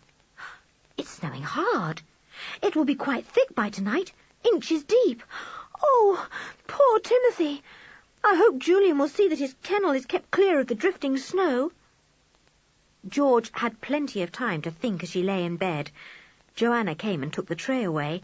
No one else came to see her. George felt sure the other children had been forbidden to go up and speak to her. She felt lonely and left out. She thought of her father's lost pages. Could Mr. Rowland have taken them? After all, he was very interested in her father's work and seemed to understand it. The thief must have been someone who knew which were the important pages. Surely Timothy would have barked if a thief had come in from outside, even though the study was the other side of the house. Timmy had such sharp ears. "I think it must have been someone inside the house," said George. "None of us children, that's certain, and not Mother or Joanna. So that only leaves Mr. Rowland. And I did find him in the study that other night when Timmy woke me by growling." She sat up in bed suddenly. "I believe Mr. Rowland had Timothy put out of the house because he wanted to go poking round the study again and was afraid Tim would bark," she thought. "He was so very insistent that Tim should go out of doors, even when everyone else begged for me to have him indoors. I really do believe, that Mr. Rowland is the thief." The little girl felt very excited. Could it be that the tutor had stolen the pages and broken those important test tubes? How she wished that the others would come and see her, so that she could talk things over with them. End of Side 6. Side 7. Chapter 13. Julian has a surprise. The 3 children downstairs felt very sorry for George. Uncle Quentin had forbidden them to go up and see her. "A little time for thinking out things all alone may do George good," he said. "Poor old George," said Julian. "It's too bad, isn't it? I say, look at the snow." The snow was falling very thickly. Julian went to the window and looked out. "I shall have to go and see that Timmy's kennel is all right," he said. "We don't want the poor old fellow to be snowed up. I expect he's wondering what the snow is." Timothy was certainly very puzzled to see everywhere covered with soft white stuff. He sat in his kennel and stared out at the falling flakes, his big brown eyes following them as they fell to the ground. He was puzzled and unhappy. Why was he living out here by himself in the cold? Why didn't George come to him? Didn't she love him any more? The big dog was very miserable as George. He was delighted to see Julian. He jumped up at the boy and licked his face. "Good old Tim," said Julian. "Are you all right? Let me sweep away some of this snow and swing your kennel round a bit so that no flakes fly inside. There, that's better. No, we're not going for a walk, old thing. Not now." The boy patted the dog and fussed him a bit, then went indoors. The others met him at the sitting-room door. "Julian, Mr. Rowland is going out for a walk by himself. Aunt Fanny is lying down, and Uncle Quentin is in his study. Can't we go up and see George?" "We were forbidden to," said Julian doubtfully. "I know," said Dick, "but I don't mind risking it for the sake of making George feel a bit happier. It must be so awful for her, lying up there all alone, knowing she can't see Tim for days." "Well, let me go up, as I'm the eldest," said Julian. "You two stay down here in the sitting-room and talk. Then Uncle Quentin will think we're all here. I'll slip up and see George for a few minutes." "All right," said Dick. "Give her our love and tell her we'll look after Timmy." Julian slipped quietly up the stairs. He opened George's door and crept inside. He shut the door and saw George sitting up in bed, looking at him in delight. "Shh," said Julian. "I'm not supposed to be here." "Oh, Julian," said George joyfully. "How good of you to come. I was so lonely. Come this side of the bed, then if anyone comes in suddenly, you can duck down and hide." Julian went to the other side of the bed. George began to pour out to him all that she had been thinking of. "I believe Mr. Rowland is the thief. I really do," she said. "I'm not saying that because I hate him, Julian. Really, I'm not. After all, I did find him snooping round the study one afternoon, and again in the middle of the night. He may have got to hear of my father's work and come to see if he could steal it. It was just lucky for him that we needed a tutor. I'm sure he stole those pages, and I'm sure he wanted Timmy out of the house so that he could do his stealing without Tim hearing him and growling." "Oh, George, I don't think so," said Julian, who really could not approve of the idea of the tutor doing such a thing. "It all sounds so far-fetched and unbelievable." "Lots of unbelievable things happen," said George. "Lots, and this is one of them." "Well, if Mr. Rowland did steal the pages, they must be somewhere in the house," said Julian. "He hasn't been out all day. They must be somewhere in his bedroom."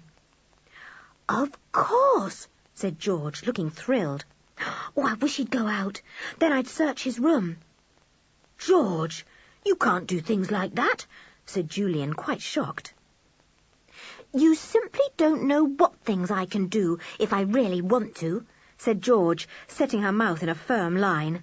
"Oh, what's that noise?" There was the bang of a door. Julian went cautiously to the window and peeped out. The snow had stopped falling for a time, and Mr. Rowland had taken the chance of going out. "It's Mr. Rowland," said Julian. "Oh, I could search his room now, if you'll keep watch at the window and tell me if he comes back," said George, throwing back the bedclothes at once. "No, George, don't," said Julian. "Honestly and truly, it's awful to search somebody's room like that. And anyway, I dare say he's got the pages with him. He may even be going to give them to somebody." "I never thought of that," said George, and she looked at Julian with wide eyes. "Isn't that sickening? Of course he may be doing that. He knows those two artists at Kirin farmhouse, for instance. They may be in the plot too." "Oh, George, don't be silly," said Julian. "You are making a mountain out of a molehill, talking of plots and goodness knows what. Anyone would think we were in the middle of a big adventure." "Well, I think we are," said George unexpectedly, and she looked rather solemn. I sort of feel it all round me. A big adventure. Julian stared at his cousin thoughtfully. Could there possibly be anything in what she said?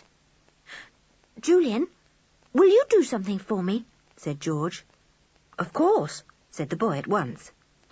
Go out and follow Mr. Rowland, said George. Don't let him see you. There's a white mackintosh in the hall cupboard. Put it on, and you won't be easily seen against the snow.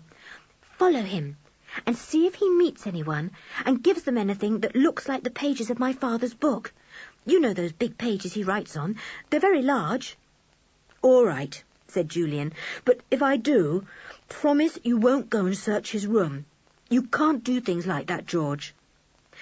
I can, said George, but I won't if you'll just follow Mr. Rowland for me. I'm sure he's going to hand over what he has stolen to others who are in the plot. And I bet those others will be the 2 artists at Kirin farmhouse that he pretended not to know. You'll find you're quite wrong, said Julian, going to the door. I'm sure I shan't be able to follow Mr. Rowland anyway. He's been gone 5 minutes now. Yes, you will, silly. He'll have left his footmarks in the snow, said George. And, oh, Julian, I quite forgot to tell you something else exciting. Oh, dear, there isn't time now. I'll tell you when you come back. If you can come up again then. It's about the secret way. Really? Said Julian in delight. It had been a great disappointment to him that all their hunting and searching had come to nothing. All right, I'll try and creep up again later. If I don't come, you'll know I can't, and you must wait till bedtime. He disappeared and shut the door quietly. He slipped downstairs, popped his head into the sitting room, and whispered to the others that he was going out after the tutor. Tell you why later, he said. He put the white mackintosh around him and went out into the garden. Snow was beginning to fall again, but not yet heavily enough to hide Mr. Rowland's deep footsteps. He had big Wellington boots on, and the footmarks showed up well in the 6-inch deep snow. The boy followed them quickly. The countryside was very wintry looking now. The sky was low and leaden, and he could see there was much more snow to come. He hurried on after Mr. Rowland, though he could not see a sign of the tutor. Down the lane and over the path that led across the common went the double row of footmarks. Julian stumbled on, his eyes glued to the footprints. Suddenly, he heard the sound of voices and stopped. A big gorse bush lay to the right, and the voices came from there. The boy went nearer to the bush. He heard his tutor's voice talking in low tones. He could not hear a word that was said. Whoever can he be talking to? He wondered. He crept up closer to the bush. There was a hollow space inside. Julian thought he could creep right into it, though it would be very prickly, and peer out of the other side. Carefully, the boy crept into the prickly hollow, where the branches were bare and brown. He parted the prickly branches slowly and cautiously, and to his amazement, he saw Mr. Rowland talking to the 2 artists from Kirin farmhouse, Mr. Thomas and Mr. Wilton. So George was right. The tutor had met them, and, as Julian watched, Mr. Rowland handed over to Mr. Thomas a doubled-up sheaf of papers. They look just like the pages from Uncle Quentin's book, said Julian to himself. I say, this is mighty strange. It does begin to look like a plot, with Mr. Rowland at the centre of it. Mr. Thomas put the papers into the pocket of his overcoat. The men muttered a few more words, which even Julian's sharp ears could not catch, and then parted. The artists went off towards Kirin farmhouse, and Mr. Rowland took the path back over the common. Julian crouched down in the hollow of the prickly gorse bush, hoping the tutor would not turn and see him. Luckily, he didn't. He went straight on and disappeared into the snow, which was now falling thickly. It was also beginning to get dark, and Julian, unable to see the path very clearly, hurried after Mr. Rowland, half afraid of being lost in the snowstorm. Mr. Rowland was not anxious to be out longer than he could help either. He almost ran back to Kirin Cottage. He came to the gate at last, and Julian watched him go into the house. He gave him a little time to take off his things, and then, giving Timothy a pat as he went by, he went to the garden door. He took off his mackintosh, changed his boots, and slipped into the sitting room before Mr. Rowland had come down from his bedroom. "What's happened?" asked Dick and Anne, seeing that Julian was in a great state of excitement. But he could not tell them, for just then Joanna came in to lay the tea. Much to Julian's disappointment, he could not say a word to the others all that evening, because one or other of the grown-ups was always in the room. Neither could he go up to see George. He could hardly wait to tell his news, but it was no good. He had to. "Is it still snowing, Aunt Fanny?" asked Anne. Her aunt went to the front door and looked out. The snow was piled high against the step. "Yes," she said when she came back, "it is snowing, fast and thickly. If it goes on like this, we shall be completely snowed up, as we were 2 winters ago. We couldn't get out of the house for 5 days then. The milkman couldn't get to us, nor the baker. Fortunately, we had plenty of tinned milk, and I can bake my own bread. You poor children, you will not be able to go out tomorrow. The snow will be too thick." "Will Kirin farmhouse be snowed up too?" asked Mr. Rowland. "Oh, yes, worse than we shall be," said Aunt Fanny. "But they won't mind. They have plenty of food there. They will be prisoners just as much and more as we shall." Julian wondered why Mr. Rowland had asked that question. Was he afraid that his friends would not be able to send those pages away by the post, or take them anywhere by bus or car? The boy felt certain this was the reason for the question. How he longed to be able to talk over everything with the others. "Oh, I'm tired," he said about 8 o'clock. "Let's go to bed." Dick and Anne stared at him in astonishment. Usually, as he was the eldest, he went to bed last of all. Tonight, he was actually asking to go.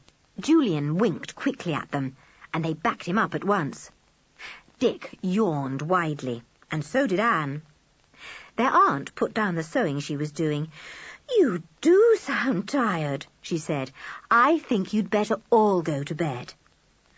"Could I just go out and see if Timmy is all right?" asked Julian. His aunt nodded. The boy put on his rubber boots and coat and slipped out through the garden door into the yard. It was very deep in snow, too.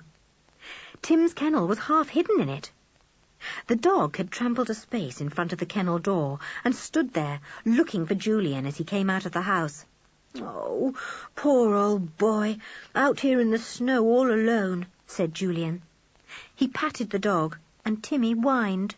He was asking to go back with the boy. "Oh, I wish I could take you back with me," said Julian. "Never mind, Timothy. I'll come and see you tomorrow." He went indoors again. The children said good night to their aunt and Mr. Rowland and went upstairs. "Undress quickly, put on dressing gowns, and meet in George's room," whispered Julian to the others. "Don't make a sound, or we'll have Aunt Fanny up. Quick now." In less than 3 minutes, the children were undressed and were sitting on George's bed. She was very pleased to see them. Anne slipped into bed with her because her feet were cold. "Julian, did you follow Mr. Rowland all right?" whispered George. "Why did he follow him?" asked Dick, who had been dying to know. Julian told them everything as quickly as he could. All that George suspected, and how he had followed the tutor, and what he had seen. When George heard how Julian had watched him giving a sheaf of papers to the 2 artists, her eyes gleamed angrily. "The thief! They must have been the lost pages. And to think my father has been so friendly to him. Oh, what can we do? Those men will get the papers away as quickly as they can, and the secret father has been working on for ages will be used by someone else, for some other country probably." "They can't get the papers away," said Julian. "You've no idea how thick the snow is now, George. We shall be prisoners here for a few days if this snow goes on, and so will the people in Kirin farmhouse. If they want to hide the papers, they will have to hide them in the farmhouse. Oh, if only we could get over there and hunt round." Well, we can't, said Dick. That's quite certain. We'd be up to our necks in snow. The 4 children looked gloomily at one another.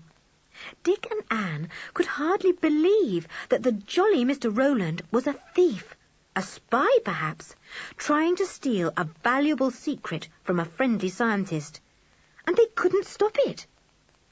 We'd better tell your father, said Julian at last. No, said Anne.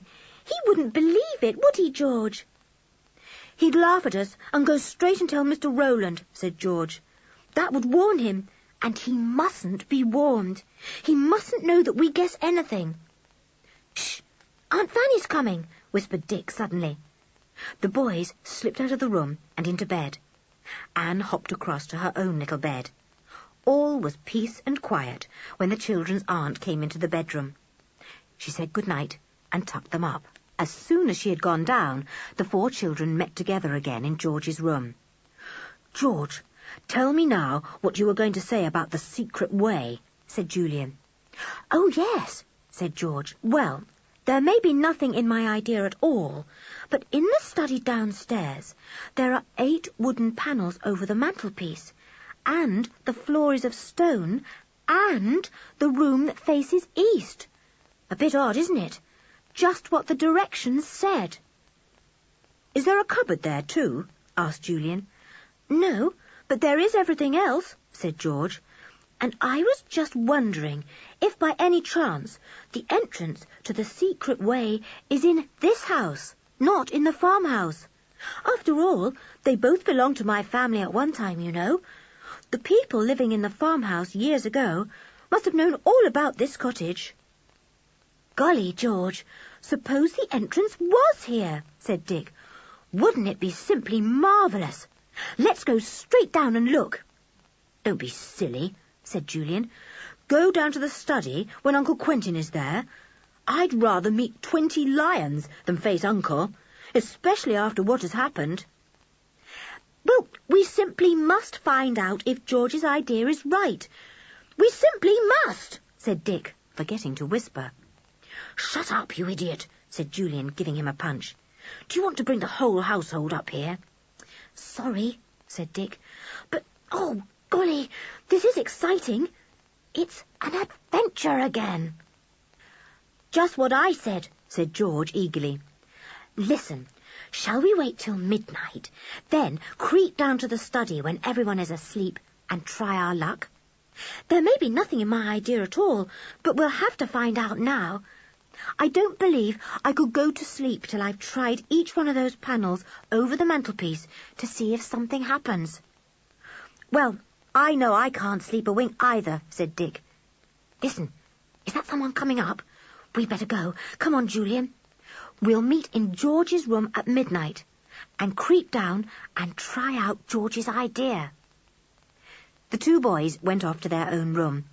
Neither of them could sleep a wink. Nor could George. She lay awake and went over and over in her mind all that had happened those holidays. It's like a jigsaw puzzle, she thought. I couldn't understand a lot of things at first, but now they are fitting together and making a picture. Anne was fast asleep. She had to be awakened at midnight. Come on, whispered Julian, shaking her.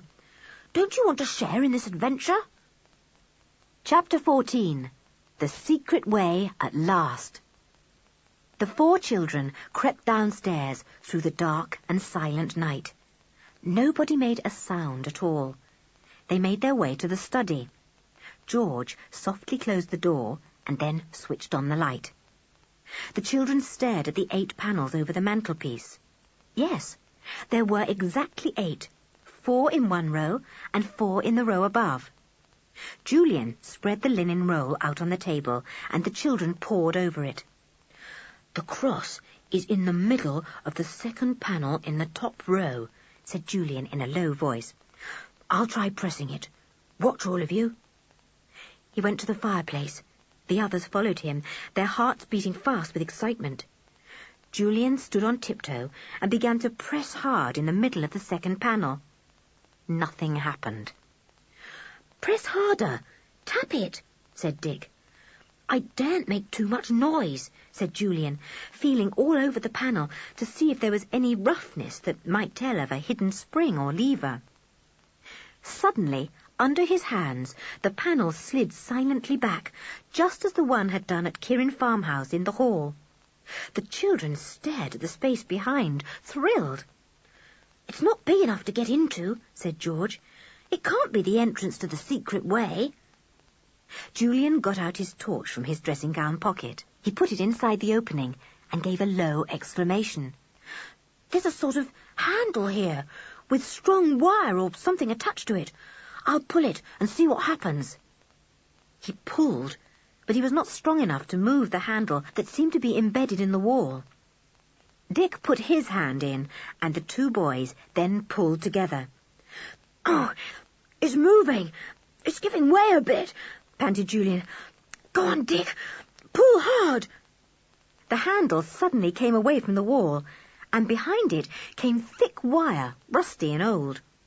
At the same time, a curious grating noise came from below the hearthrug in front of the fireplace, and Anne almost fell. Julian, something is moving under the rug, she said, frightened. I felt it. Under the rug, quick. The handle could not be pulled out any farther. The boys let go and looked down. To the right of the fireplace, under the rug, something had moved. There was no doubt of that. The rug sagged down, instead of being flat and straight. A stone has moved in the floor, said Julian, his voice shaking with excitement. This handle works a lever which is attached to this wire. Quick, pull up the rug and roll back the carpet. With trembling hands, the children pulled back the rug and the carpet, and then stood staring at a very strange thing.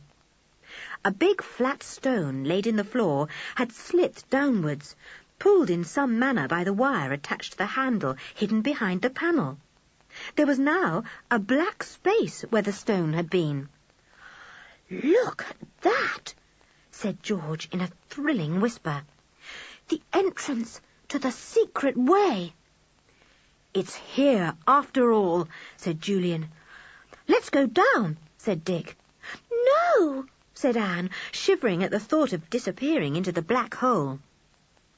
Julian flashed his torch into the black space.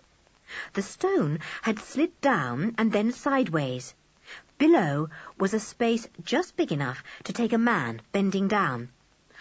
I expect there's a passage or something leading from here under the house and out, said Julian. Golly, I wonder where it leads to. We simply must find out, said George. Not now, said Dick. It's dark and cold. I don't fancy going along the secret way at midnight. I don't mind just hopping down to see what it's like, but don't let's go along any passage till tomorrow. Uncle Quentin will be working here tomorrow, said Julian. He said he was going to sweep the snow away from the front door in the morning, said George. We could slip into the study then. It's Saturday. There may be no lessons. All right, said Julian, who badly wanted to explore everything then and there. But for goodness sake, let's have a look and see if there is a passage down there. At present, all we can see is a hole. I'll help you down, said Dick. So he gave his brother a hand, and the boy dropped lightly down into the black space, holding his torch. He gave a loud exclamation. It's the entrance to the secret way, all right. There's a passage leading from here under the house. Awfully low and narrow, but I can see it's a passage. I do wonder where it leads to. He shivered.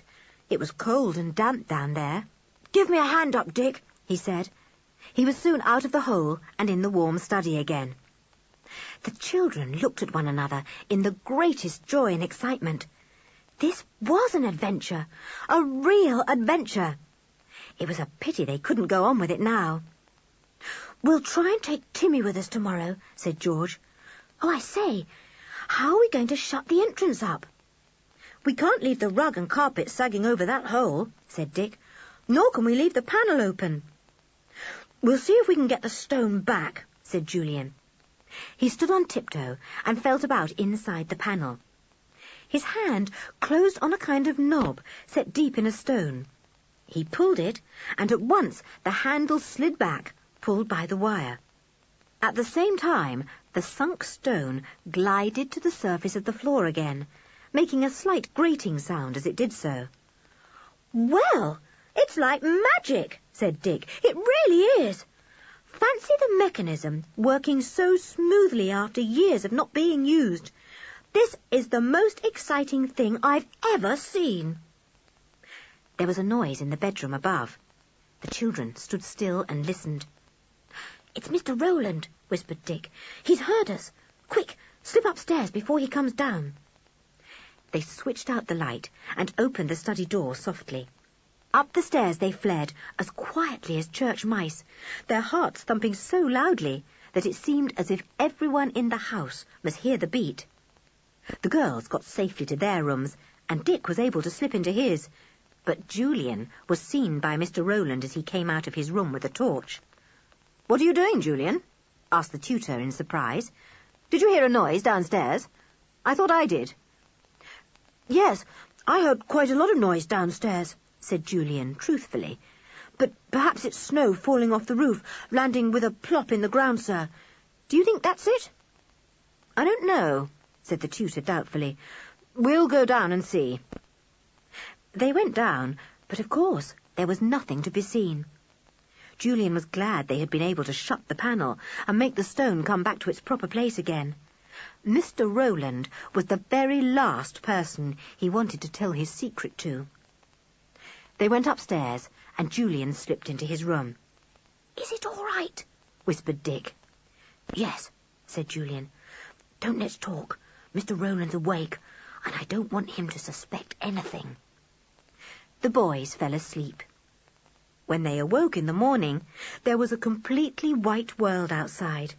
Snow covered everything, and covered it deeply. Timothy's kennel could not be seen, but there were footmarks round about it. George gave a squeal when she saw how deep the snow was. "Oh, poor Timothy! I'm going to get him in. I don't care what anyone says. I won't let him be buried in the snow." She dressed and tore downstairs. She went out to the kennel, floundering knee-deep in the snow, but there was no Timmy there. A loud bark from the kitchen made her jump. Joanna the cook knocked on the kitchen window. "It's all right. I couldn't bear the dog out there in the snow, so I fetched him in, poor thing. Your mother says I can have him in the kitchen, but you're not to come and see him." "Oh, good. Timmy's in the warmth," said George gladly. She yelled to Joanna, "Thanks awfully. You are kind." She went indoors and told the others. They were very glad. "And I've got a bit of news for you," said Dick. "Mr. Rowland is in bed with a bad cold, so there are to be no lessons today. Cheers!" "Golly, that is good news," said George, cheering up tremendously. "Timmy in the warm kitchen, and Mr. Rowland kept in bed. I do feel pleased." "We shall be able to explore the secret way safely now," said Julian. "Aunt Fanny is going to do something in the kitchen this morning with Joanna, and Uncle is going to tackle the snow. I vote we say we'll do lessons by ourselves in the sitting room, and then, when everything is safe, we'll explore the secret way." "But why must we do lessons?" asked George in dismay. "Because if we don't, silly, we'll have to help your father dig away the snow," said Julian. So, to his uncle's surprise, Julian suggested that the 4 children should do lessons by themselves in the sitting room. "Well, I thought you'd like to come and help dig away the snow," said Uncle Quentin, "but perhaps you had better get on with your work." The children sat themselves down, as good as gold in the sitting room, their books before them. They heard Mr. Rowland coughing in his room. They heard their aunt go into the kitchen and talk to Joanna. They heard Timmy scratching at the kitchen door. Then paws pattering down the passage. Then a big, inquiring nose came round the door, and there was old Timmy, looking anxiously for his beloved mistress. "Timmy!" squealed George, and ran to him. She flung her arms round his neck and hugged him. "You act as if you hadn't seen Tim for a year," said Julian. "It seems like a year," said George. I say, there's my father digging away like mad. Can't we go to the study now? We ought to be safe for a good while. They left the sitting room and went to the study. Julian was soon pulling the handle behind the secret panel. George had already turned back the rug and the carpet. The stone slid downward and sideways. The secret way was open. Come on, said Julian. Hurry. He jumped down into the hole. Dick followed, then Anne, then George. Julian pushed them all into the narrow, low passage. Then he looked up. Perhaps he had better pull the carpet and rug over the hole in case anyone came into the room and looked around. It took him a few seconds to do it. Then he bent down and joined the others in the passage. They were going to explore the secret way at last. Chapter 15. An exciting journey and hunt. Timothy had leapt down into the hole when George had jumped. He now ran ahead of the children, puzzled at their wanting to explore such a cold, dark place. Both Julian and Dick had torches, which threw broad beams before them. There was not much to be seen. The secret way under the old house was narrow and low, so that the children were forced to go in single file and to stoop almost double. It was a great relief to them when the passage became a little wider and the room a little higher. It was very tiring to stoop all the time. Have you any idea where the secret way is going? Dick asked Julian. I mean, is it going towards the sea or away from it? Oh, not towards the sea, said Julian, who had a very good sense of direction. As far as I can make out, the passage is going towards the common. Look at the walls. They are rather sandy in places, and we know that the common has sandy soil. I hope we shan't find that the passage has fallen in anywhere. They went on and on. The secret way was very straight, though occasionally it would round a rocky part in a curve. Isn't it dark and cold? Said Anne, shivering. I wish I'd put on a coat. How many miles have we come, Julian? Not even one, silly, said Julian. Hello, look here. The passage has fallen in a bit there. 2 bright torches shone in front of them, and the children saw that the sandy roof had fallen in. Julian kicked at the pile of sandy soil with his foot. It's all right, he said. We can force our way through easily. It isn't much of a fall, and it's mostly sand.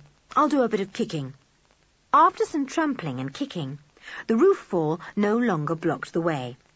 There was now enough room for the children to climb over it, bending their heads low to avoid knocking them against the top of the passage. Julian shone his torch forward and saw that the way was clear. The secret way is very wide just here, he said suddenly, and flashed his torch around to show the others. It's been widened out to make a sort of little room, said George. Look, there's a kind of bench at the back made out of the rock. I believe it's a resting place. George was right. It was very tiring to creep along the narrow passage for so long. The little wide place, with its rocky bench, made a very good resting place. The 4 tired children, cold but excited, huddled together on the funny seat and took a welcome rest. Timmy put his head on George's knee. He was delighted to be with her again. Well, come on, said Julian after a few minutes. I'm getting awfully cold. I do wonder where this passage comes out. Julian, do you think it could come out at Kirin farmhouse? Asked George suddenly. You know what Mrs. Sanders said, that there was a secret passage leading from the farmhouse somewhere? Well, this may be the one, and it leads to Kirin Cottage. George, I believe you're right, said Julian. Yes, the 2 houses belonged to your family years ago, and in the old days there were often secret passages joining houses, so it's quite plain this secret way joins them up together. Why didn't I think of that before? I say, squealed Anne in a high, excited voice. I say, I've thought of something too. What? Asked everyone. Well, if those 2 artists have got Uncle's papers, we may be able to get them away before the men can send them off by post or take them away themselves, squeaked Anne. so thrilled with her idea that she could hardly get the words out quickly enough. They're prisoners at the farmhouse because of the snow, just as we were at the cottage. Anne, you're right, said Julian. Clever girl, said Dick. I say, if we could get those papers again, how wonderful it would be, said George. Timmy joined in the general excitement and jumped up and down in joy. Something had pleased the children, so he was pleased too. Come on, said Julian, taking Anne's hand. This is thrilling. If George is right, and this secret way comes out at Kirin farmhouse somewhere, we'll somehow hunt through those men's rooms and find the papers. You said that searching people's rooms was a shocking thing to do, said George. Well, I didn't know then all I know now, said Julian. We're doing this for your father, and maybe for our country too, if his secret formula is valuable. We've got to set our wits to work now to outwit dangerous enemies. Do you really think they are dangerous? Asked Anne, rather afraid. Yes, I should think so, said Julian. But you needn't worry, Anne. You've got me and Dick and Tim to protect you. I can protect her too, said George indignantly. You're fiercer than any boy I know, said Dick.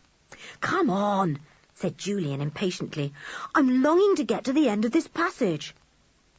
They all went on again, Anne following behind Julian and Dick behind George.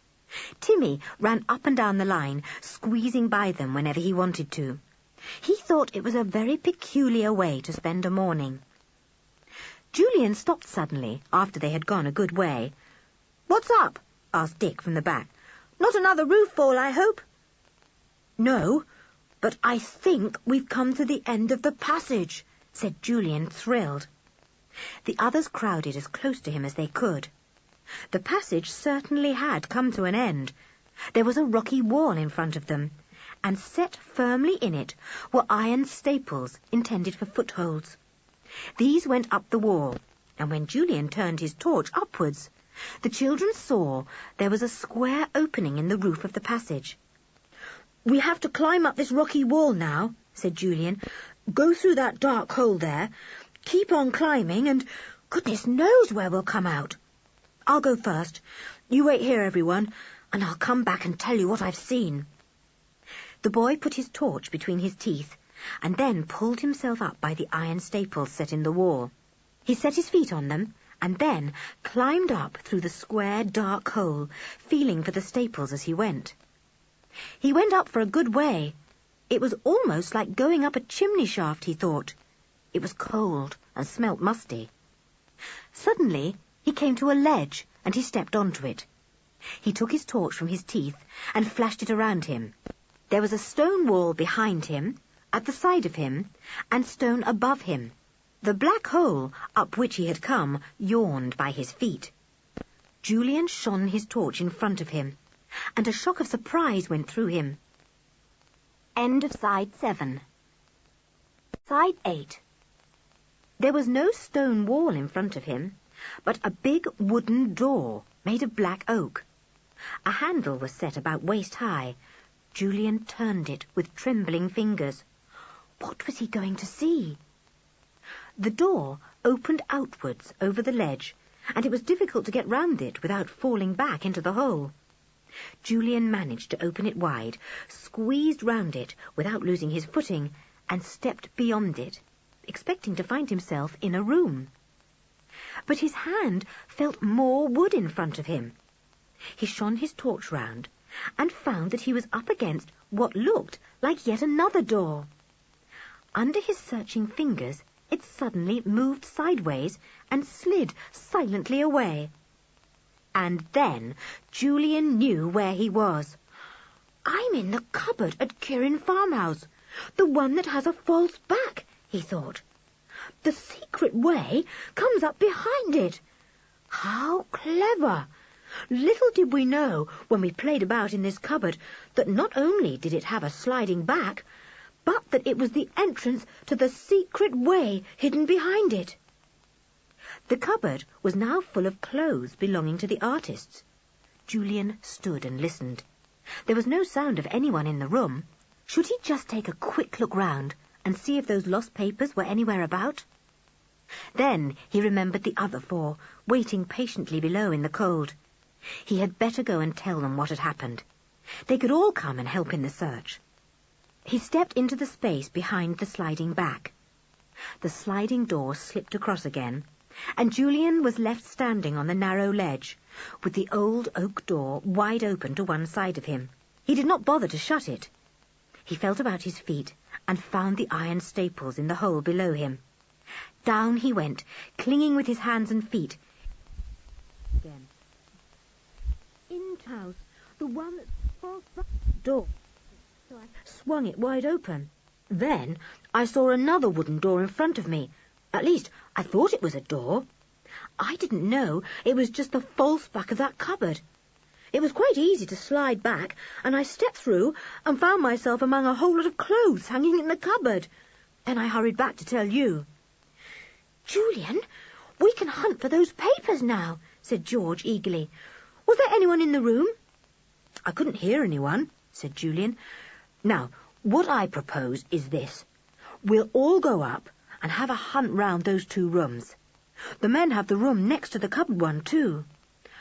Oh, good, said Dick, thrilled at the thought of such an adventure. Let's go now. You go first, Ju, then Anne, then George, and then me. What about Tim? asked George. Well, he can't climb, silly, said Julian. He's a simply marvellous dog, but he certainly can't climb, George. We'll have to leave him down here. He won't like that, said George.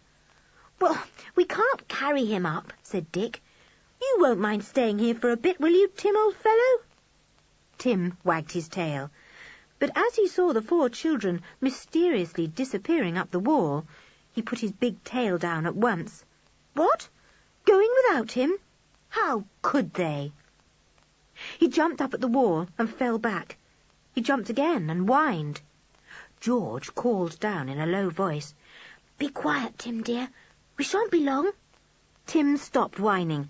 He lay down at the bottom of the wall, his ears well cocked. This adventure was becoming more and more peculiar.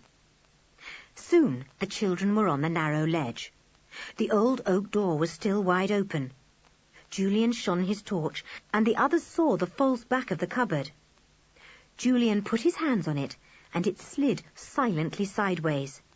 Then the torch shone on coats and dressing gowns. The children stood quite still, listening. There was no sound from the room.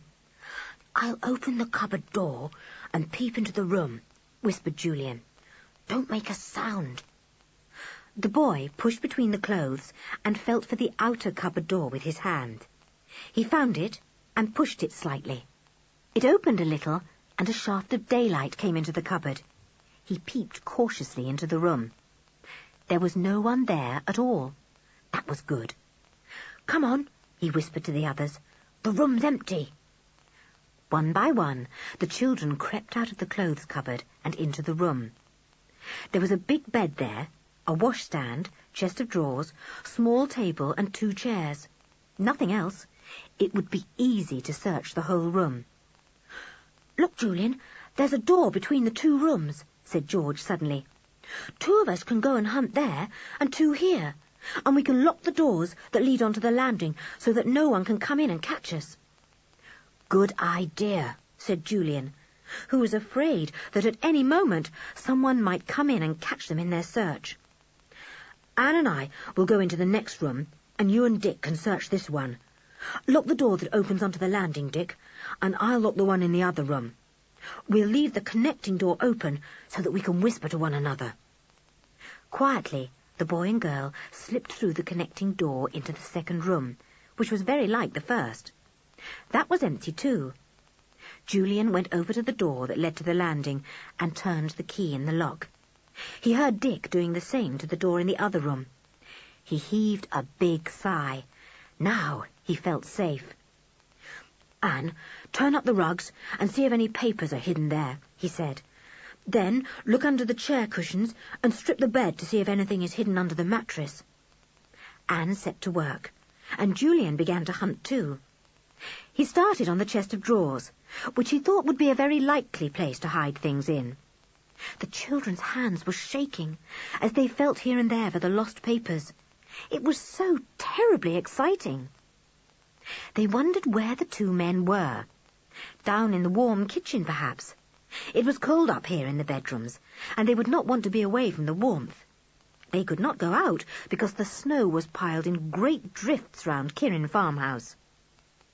Dick and George were searching hard in the other room. They looked in every drawer. They stripped the bed, they turned up rugs and carpet. They even put their hands up the big chimney place.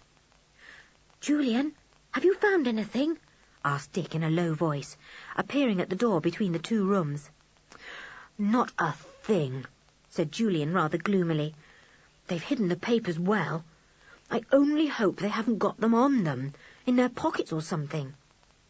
Dick stared at him in dismay. He hadn't thought of that. That would be sickening, he said. You go back and hunt everywhere, simply everywhere, ordered Julian. Punch the pillows to see if they've stuck them under the pillowcase. Dick disappeared. Rather a lot of noise came from his room. It sounded as if he were doing a great deal of punching. Anne and Julian went on hunting too. There was simply nowhere that they did not look. They even turned the pictures round to see if the papers had been stuck behind one of them. But there was nothing to be found. It was bitterly disappointing. We can't go without finding them, said Julian in desperation. It was such a bit of luck to get here like this, down the secret way, right into the bedrooms. We simply must find those papers. I say, said Dick, appearing again. I can hear voices. Listen. All four children listened. Yes, there were men's voices, just outside the bedroom doors. Chapter 16. The children are discovered. What shall we do? Whispered George. They had all tiptoed to the first room and were standing together listening. We'd better go down the secret way again, said Julian. Oh, no, began George, when she heard the handle of the door being turned. Whoever was trying to get in could not open the door. There was an angry exclamation. And then the children heard Mr. Wilton's voice. My door seems to have stuck. Do you mind if I come through your bedroom and see what's the matter with this handle? Come right along, came the voice of Mr. Thomas. There was the sound of footsteps going to the outer door of the second room. Then there was the noise of a handle being turned and shaken. What's this? Said Mr. Wilton in exasperation. This won't open either. Can the doors be locked? It looks like it, said Mr. Thomas. There was a pause. Then the children distinctly heard a few words uttered in a low voice. Are the papers safe? Is anyone after them? They're in your room, aren't they? Said Mr. Thomas. There was another pause. The children looked at one another. So, the men had got the papers, and what was more, they were in the room. The very room the children stood in. They looked round it eagerly, racking their brains to think of some place they had not yet explored. Quick, hunt round again while we've time, whispered Julian. Don't make a noise. On tiptoe, the children began a thorough hunt once more. How they searched! They even opened the pages of the books on the table, thinking that the papers might have been slipped in there. But they could find nothing. Hi, Mrs. Sanders, came Mr. Wilton's voice. Have you by any chance locked these two doors? We can't get in. Dear me, said the voice of Mrs. Sanders from the stairs. I'll come along and see. I certainly haven't locked any doors. Once again the handles were turned, but the doors would not open. The men began to get very impatient. Do you suppose anyone is in our rooms? Mr. Wilton asked Mrs. Sanders. She laughed. Well, no, who would be in your rooms? There's only me and Mr. Sanders in the house, and you know as well as I do that no one can come in from outside, for we're quite snowed up. I don't understand it. The locks of the doors must have slipped. Anne was lifting up the washstand jug to look underneath at that moment. It was heavier than she thought, and she had to let it down again suddenly. It struck the marble washstand with a crash, and water slopped out all over the place. Everyone outside the door heard the noise. Mr. Wilson banged on the door and rattled the handle. "Who's there? Let us in or you'll be sorry. What are you doing in there?" "Idiot Anne," said Dick. "Now they'll break the door down." That was exactly what the two men intended to do. Afraid that someone was mysteriously in their room trying to find the stolen papers, they went quite mad and began to put their shoulders to the door and heave hard. The door shook and creaked. "Now you be careful what you're doing," cried the indignant voice of Mrs. Sanders. The men took no notice. There came a crash as they both tried out their double strength on the door. "Quick, we must go," said Julian. "We mustn't let the men know how we got here, or we shan't be able to come and hunt another time. Anne, George, Dick, get back to the cupboard quickly." The children raced for the clothes cupboard. "I'll go first and help you down," said Julian. He got out onto the narrow ledge and found the iron footholds with his feet. Down he went, torch held between his teeth as usual. "Anne, come next," he called. "And Dick, you come third and give a hand to Anne if she wants it. George is a good climber. She can easily get down herself." Anne was slow at climbing down. She was terribly excited, rather frightened, and so afraid of falling that she hardly dared to feel for each iron staple as she went down. "Buck up, Anne," whispered Dick above her. "The men have almost got the door down." There were tremendous sounds coming from the bedroom door. At any moment now it might break down and the men would come racing in. Dick was thankful when he could begin to climb down the wall. Once they were all out, George could shut the big oak door and they would be safe. George was hidden among the clothes in the cupboard, waiting her turn to climb down. As she stood there, trying in vain to go over any likely hiding place in her mind, her hands felt something rustly in the pocket of a coat she was standing against. It was a mackintosh coat with big pockets. The little girl's heart gave a leap. Suppose the papers had been left in the pocket of the coat the man had on when he took them from Mr. Rowland. That was the only place the children had not searched. The pockets of the coats in the cupboard. With trembling fingers, the girl felt in the pocket where the rustling was. She drew out a sheaf of papers. It was dark in the cupboard, and she could not see if they were the ones she was hunting for or not, but how she hoped they were. She stuffed them up the front of her jersey, for she had no big pocket, and whispered to Dick, "Can I come now?" Crash! The door fell in with a terrific noise, and the two men leapt into the room. They looked round. It was empty. But there was the water spilt on the washstand and on the floor. Someone must be there somewhere. "Look in the cupboard," said Mr. Thomas. George crept out of the clothes cupboard and onto the narrow ledge beyond the place where the false back of the cupboard used to be. It was still hidden sideways in the wall. The girl climbed down the hole a few steps and then shut the oak door, which was now above her head. She had not enough strength to close it completely, but she hoped that now she was safe. The men went to the cupboard and felt about in the clothes for anyone who might possibly be hiding there. Mr. Wilson gave a loud cry. "The papers are gone! They were in this pocket! There's not a sign of them! Quick, we must find the thief and get them back!" The men did not notice that the cupboard seemed to go farther back than usual. They stepped away from it, now that they were sure no one was there, and began to hunt round the room. By now, all the children, except George, were at the bottom of the hole, standing in the secret way, waiting impatiently for George to come down. Poor George was in such a hurry to get down that she had caught her clothing on one of the staples and had to stand in a very dangerous position trying to disentangle it. "Come on, George, for goodness sake," said Julian. Timothy jumped up at the wall. He could feel the fear and excitement of the waiting children, and it upset him. He wanted George. Why didn't she come? Why was she up that dark hole? Tim was unhappy about her. He threw back his head and gave such a loud and mournful howl that all the children jumped violently. "Shut up, Tim," said Julian. Tim howled again, and the weird sound echoed round and about in a strange manner. Anne was terrified, and she began to cry. Timothy howled again and again. Once he began to howl, it was difficult to stop him. The men in the bedroom above heard the extraordinary noise and stopped in amazement. "Whatever's that?" said one. "Sounds like a dog howling in the depths of the earth," said the other. "Funny," said Mr. Wilton. "It seems to be coming from the direction of that cupboard." He went over to it and opened the door. Tim chose that moment to give a specially mournful howl, and Mr. Wilton jumped.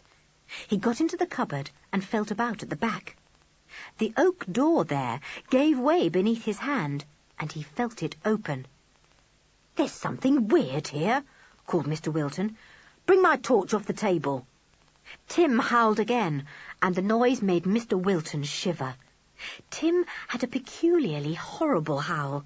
It came echoing up the hole and burst out into the cupboard. Mr. Thomas got the torch. The men shone it at the back of the cupboard and gave an exclamation. "Look at that! There's a door here! Where does it lead to?" Mrs. Sanders, who had been watching everything in surprise and indignation, angry that her door should have been broken down, came up to the cupboard. "My," she said, "I knew there was a false back to that cupboard, but I didn't know there was another door behind it too. That must be the entrance to the secret way that people used in the old days." "Where does it lead to?" rapped out Mr. Wilton. "Goodness knows," said Mrs. Sanders. "I never took much interest in such things." "Come on, we must go down," said Mr. Wilton, shining his torch into the square black hole and seeing the iron footholds set in the stone. "This is where the thief went. He can't have got far. We'll go after him. We've got to get those papers back." It was not long before the two men had swung themselves over the narrow ledge and down into the hole, feeling with their feet for the iron staples. Down they went, and down, wondering where they were coming to. There was no sound below them. Clearly, the thief had got away. George had got down at last. Tim almost knocked her over in his joy. She put her hand on his head. "You old silly," she said. "I believe you've given our secret away. Quick, Ju, we must go, because those men will be after us in a minute. They could easily hear Tim's howling." Julian took Anne's hand. "Come along, Anne," he said. "You must run as fast as you can. Hurry now, Dick. Keep with George."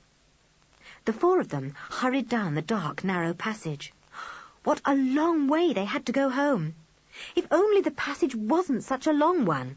The children's hearts were beating painfully as they made haste, stumbling as they went. Julian shone his light steadily in front of him, and Dick shone his at the back. Half leading, half dragging Anne, Julian hurried along. Behind them, they heard a shout. "Look, there's a light ahead. That's the thief. Come on, we'll soon get him." Chapter 17. Good old Tim. "Hurry, Anne! Do hurry!" shouted Dick, who was just behind. Poor Anne was finding it very difficult to get along quickly. Pulled by Julian and pushed by Dick, she almost fell 2 or 3 times. Her breath came in loud pants, and she felt as if she would burst. "Let me have a rest," she panted. But there was no time for that, with the 2 men hurrying after them. They came to the piece that was widened out, where the rocky bench was, and Anne looked longingly at it, but the boys hurried her on. Suddenly, the little girl caught her foot on a stone and fell heavily, almost dragging Julian down with her. She tried to get up and began to cry. "I've hurt my foot! I've twisted it! Oh, Julian, it hurts me to walk!" "Well, you've just got to come along, darling," said Julian, sorry for his little sister, but knowing that they would all be caught if he was not firm. "Hurry as much as you can." But now it was impossible for Anne to go fast. She cried with pain as her foot hurt her, and hobbled along so slowly that Dick almost fell over her. Dick cast a look behind him and saw the light of the men's torches coming nearer and nearer. Whatever were they to do? "I'll stay here with Tim and keep them off," said George suddenly. "Here, take these papers, Dick. I believe they're the ones we want, but I'm not sure till we get a good light to see them. I found them in a pocket of one of the coats in the cupboard." "Golly," said Dick, surprised. He took the sheaf of papers and stuffed them up his jersey, just as George had stuffed them up hers. They were too big to go into his trouser pockets. "I'll stay with you, George, and let the other two go on ahead." "No, I want the papers taken to safety in case they are my father's," said George. "Go on, Dick. I'll be all right here with Tim. I shall stay here, just where the passage curves round this rocky bit. I'll make Tim bark like mad." "Suppose the men have got revolvers," said Dick doubtfully. "They might shoot him." "I bet they haven't," said George. "Do go, Dick. The men are almost here. There's the light of their torch." Dick sped after the stumbling Anne. He told Julian what George had suggested. "Good for George," said Julian. "She really is marvellous, not afraid of anything. She will keep the men off till I get poor old Anne back." George was crouching behind the rocky bit, her hand on Tim's collar, waiting. "Now, Tim," she whispered, "bark your loudest. Now."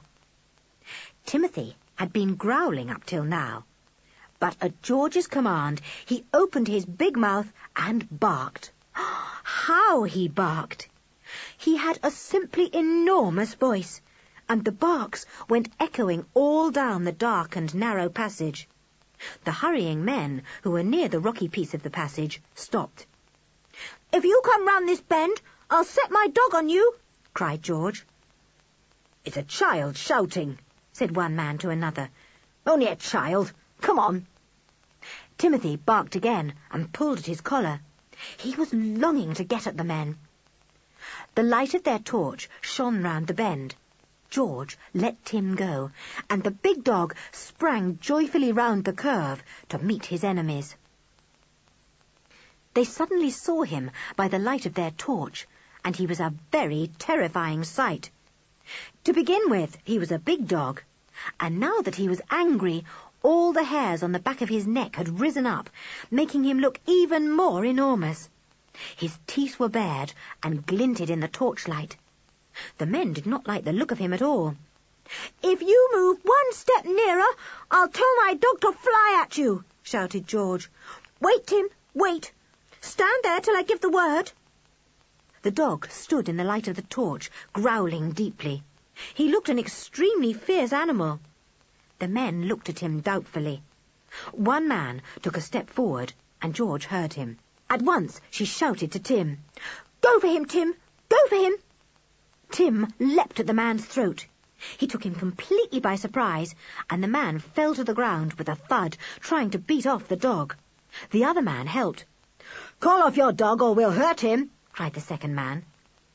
"It's much more likely he'll hurt you," said George, coming out from behind the rock and enjoying the fun. "Tim, come off." Tim came away from the man he was worrying, looking up at his mistress as if to say, "I was having such a good time. Why did you spoil it?" "Who are you?" said the man on the ground. "I'm not answering any of your questions," said George. "Go back to Kirin farmhouse. That's my advice to you. If you dare to come along this passage, I'll set my dog onto you again, and next time he'll do more damage."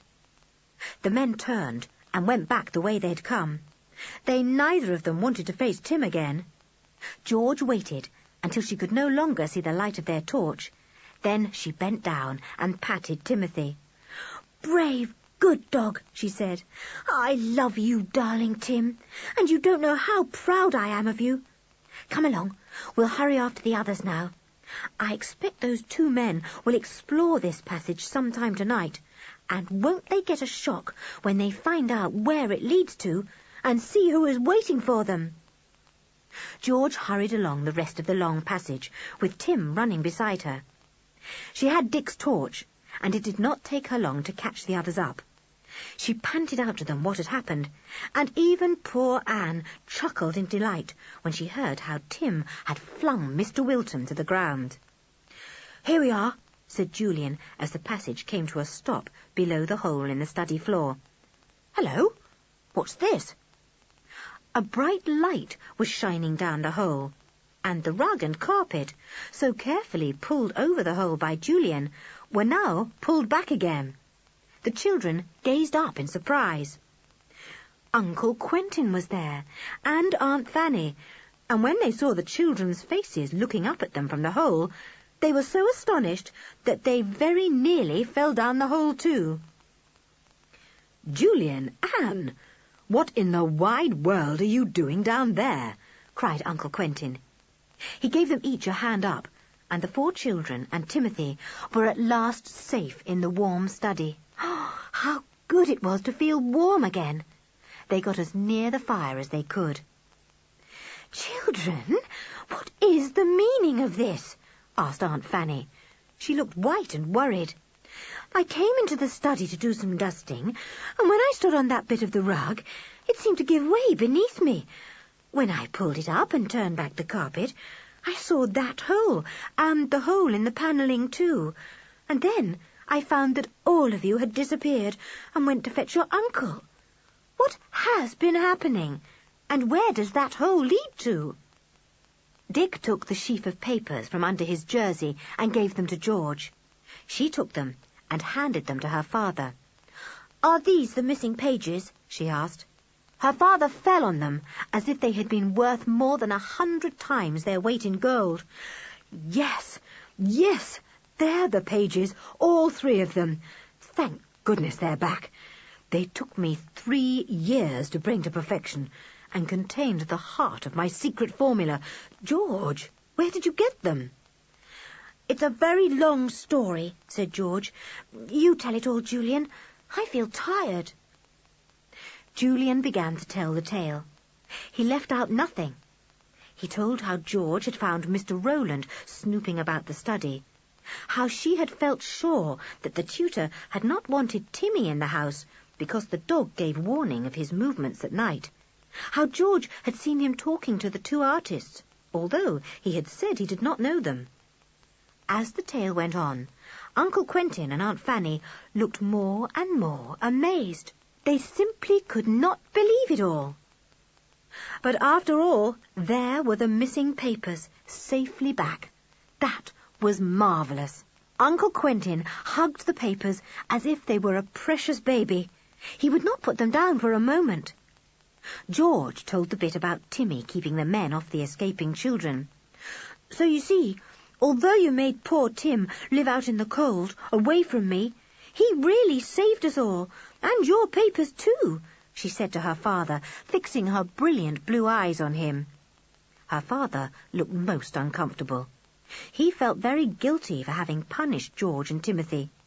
They had been right about Mr. Rowland, and he had been wrong. "Poor George," he said, "and poor Timmy. I'm sorry about all that." George did not bear malice once anyone had owned themselves to be in the wrong. She smiled at her father. "It's all right," she said, "but don't you think that as I was punished unfairly, Mr. Rowland might be punished well and truly? He deserves it." "Oh, he shall be. Certainly he shall be," promised her father. "He's up in bed with a cold, as you know. I hope he doesn't hear any of this, or he may try to escape." "He can't," said George. "We're snowed up. You could ring up the police and arrange for them to come here as soon as ever they can manage it when the snow has cleared. And I rather think those other 2 men will try to explore the secret way as soon as possible to get the papers back. Could we catch them when they arrive, do you think?" "Rather," said Uncle Quentin, though Aunt Fanny looked as if she didn't want any more exciting things to happen. "Now, look here. You seem really frozen, all of you, and you must be hungry, too, because it's almost lunchtime. Go into the dining room and sit by the fire, and Joanna shall bring us all a hot lunch. Then we'll talk about what to do." Nobody said a word to Mr. Rowland, of course. He lay in bed, coughing now and then. George had slipped up and locked his door. She wasn't going to have him wandering out and overhearing anything.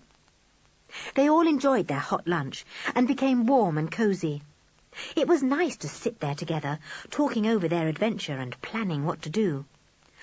"I will telephone to the police, of course," said Uncle Quentin, "and tonight we will put Timmy into the study to give the two artists a good welcome if they arrive." Mr. Rowland was most annoyed to find his door locked that afternoon when he took it into his head to dress and go downstairs. He banged on it indignantly. George grinned and went upstairs. She had told the other children how she had locked the door. "What's the matter, Mr. Rowland?" she asked in a polite voice. "Oh, it's you, George, is it?" said the tutor. "See what's the matter with my door, will you? I can't open it." George had pocketed the key when she had locked the door, so she answered Mr. Rowland in a cheerful voice. "Oh, Mr. Rowland, there's no key in your door, so I can't unlock it. I'll see if I can find it." Mr. Rowland was angry and puzzled. He couldn't understand why his door was locked and the key gone.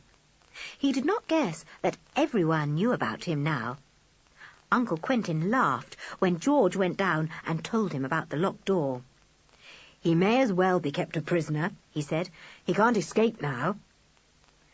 That night, everyone went to bed early, and Timmy was left in the study guarding the hole.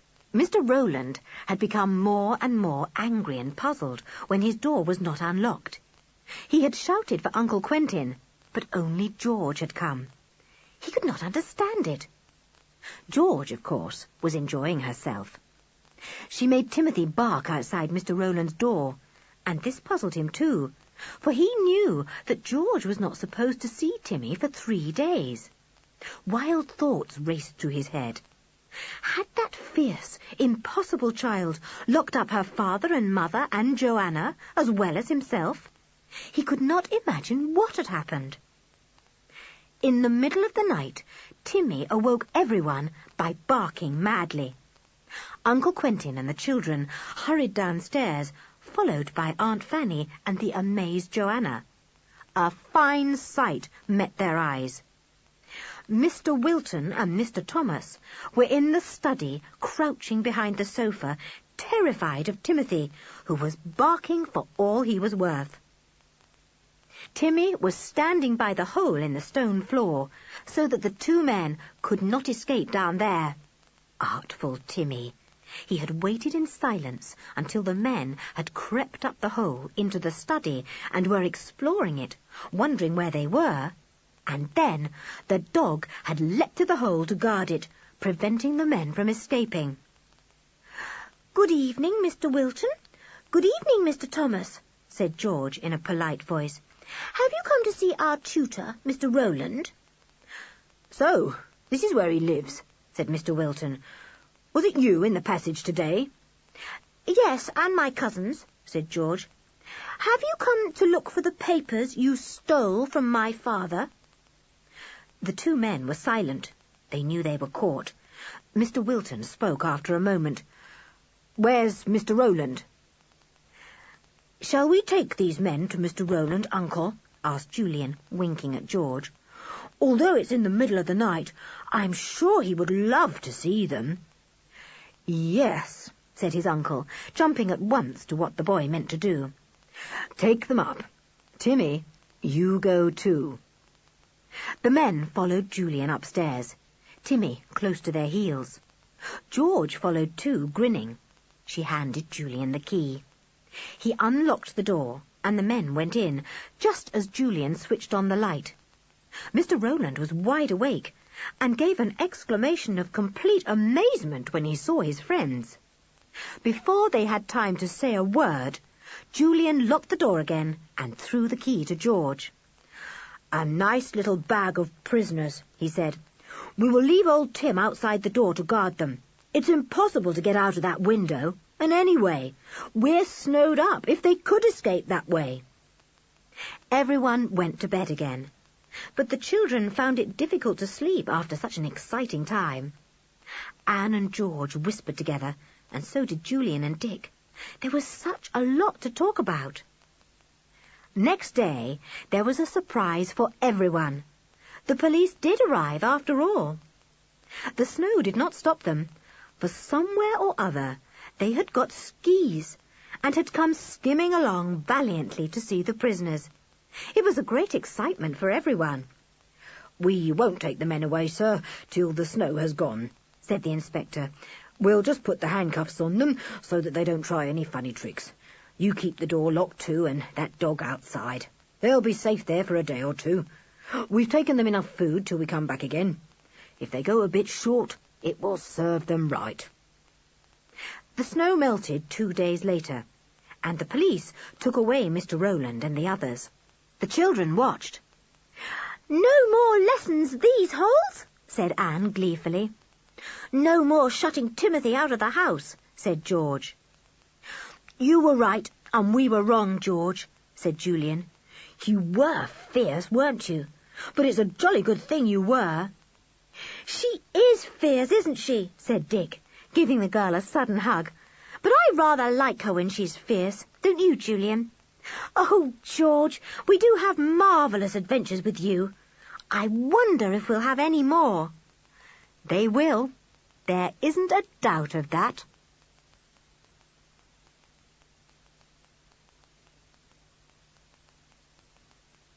That was 5 Go Adventuring Again by Enid Blyton. Read by Jan Francis. We do hope you've enjoyed listening to this Chivers Children's audiobook. For details of other Chivers recordings, please contact us, and we will be delighted to send you a catalogue listing all our titles, as well as information about our most recent releases. Our telephone number and address can be found at the box cover or catalogue.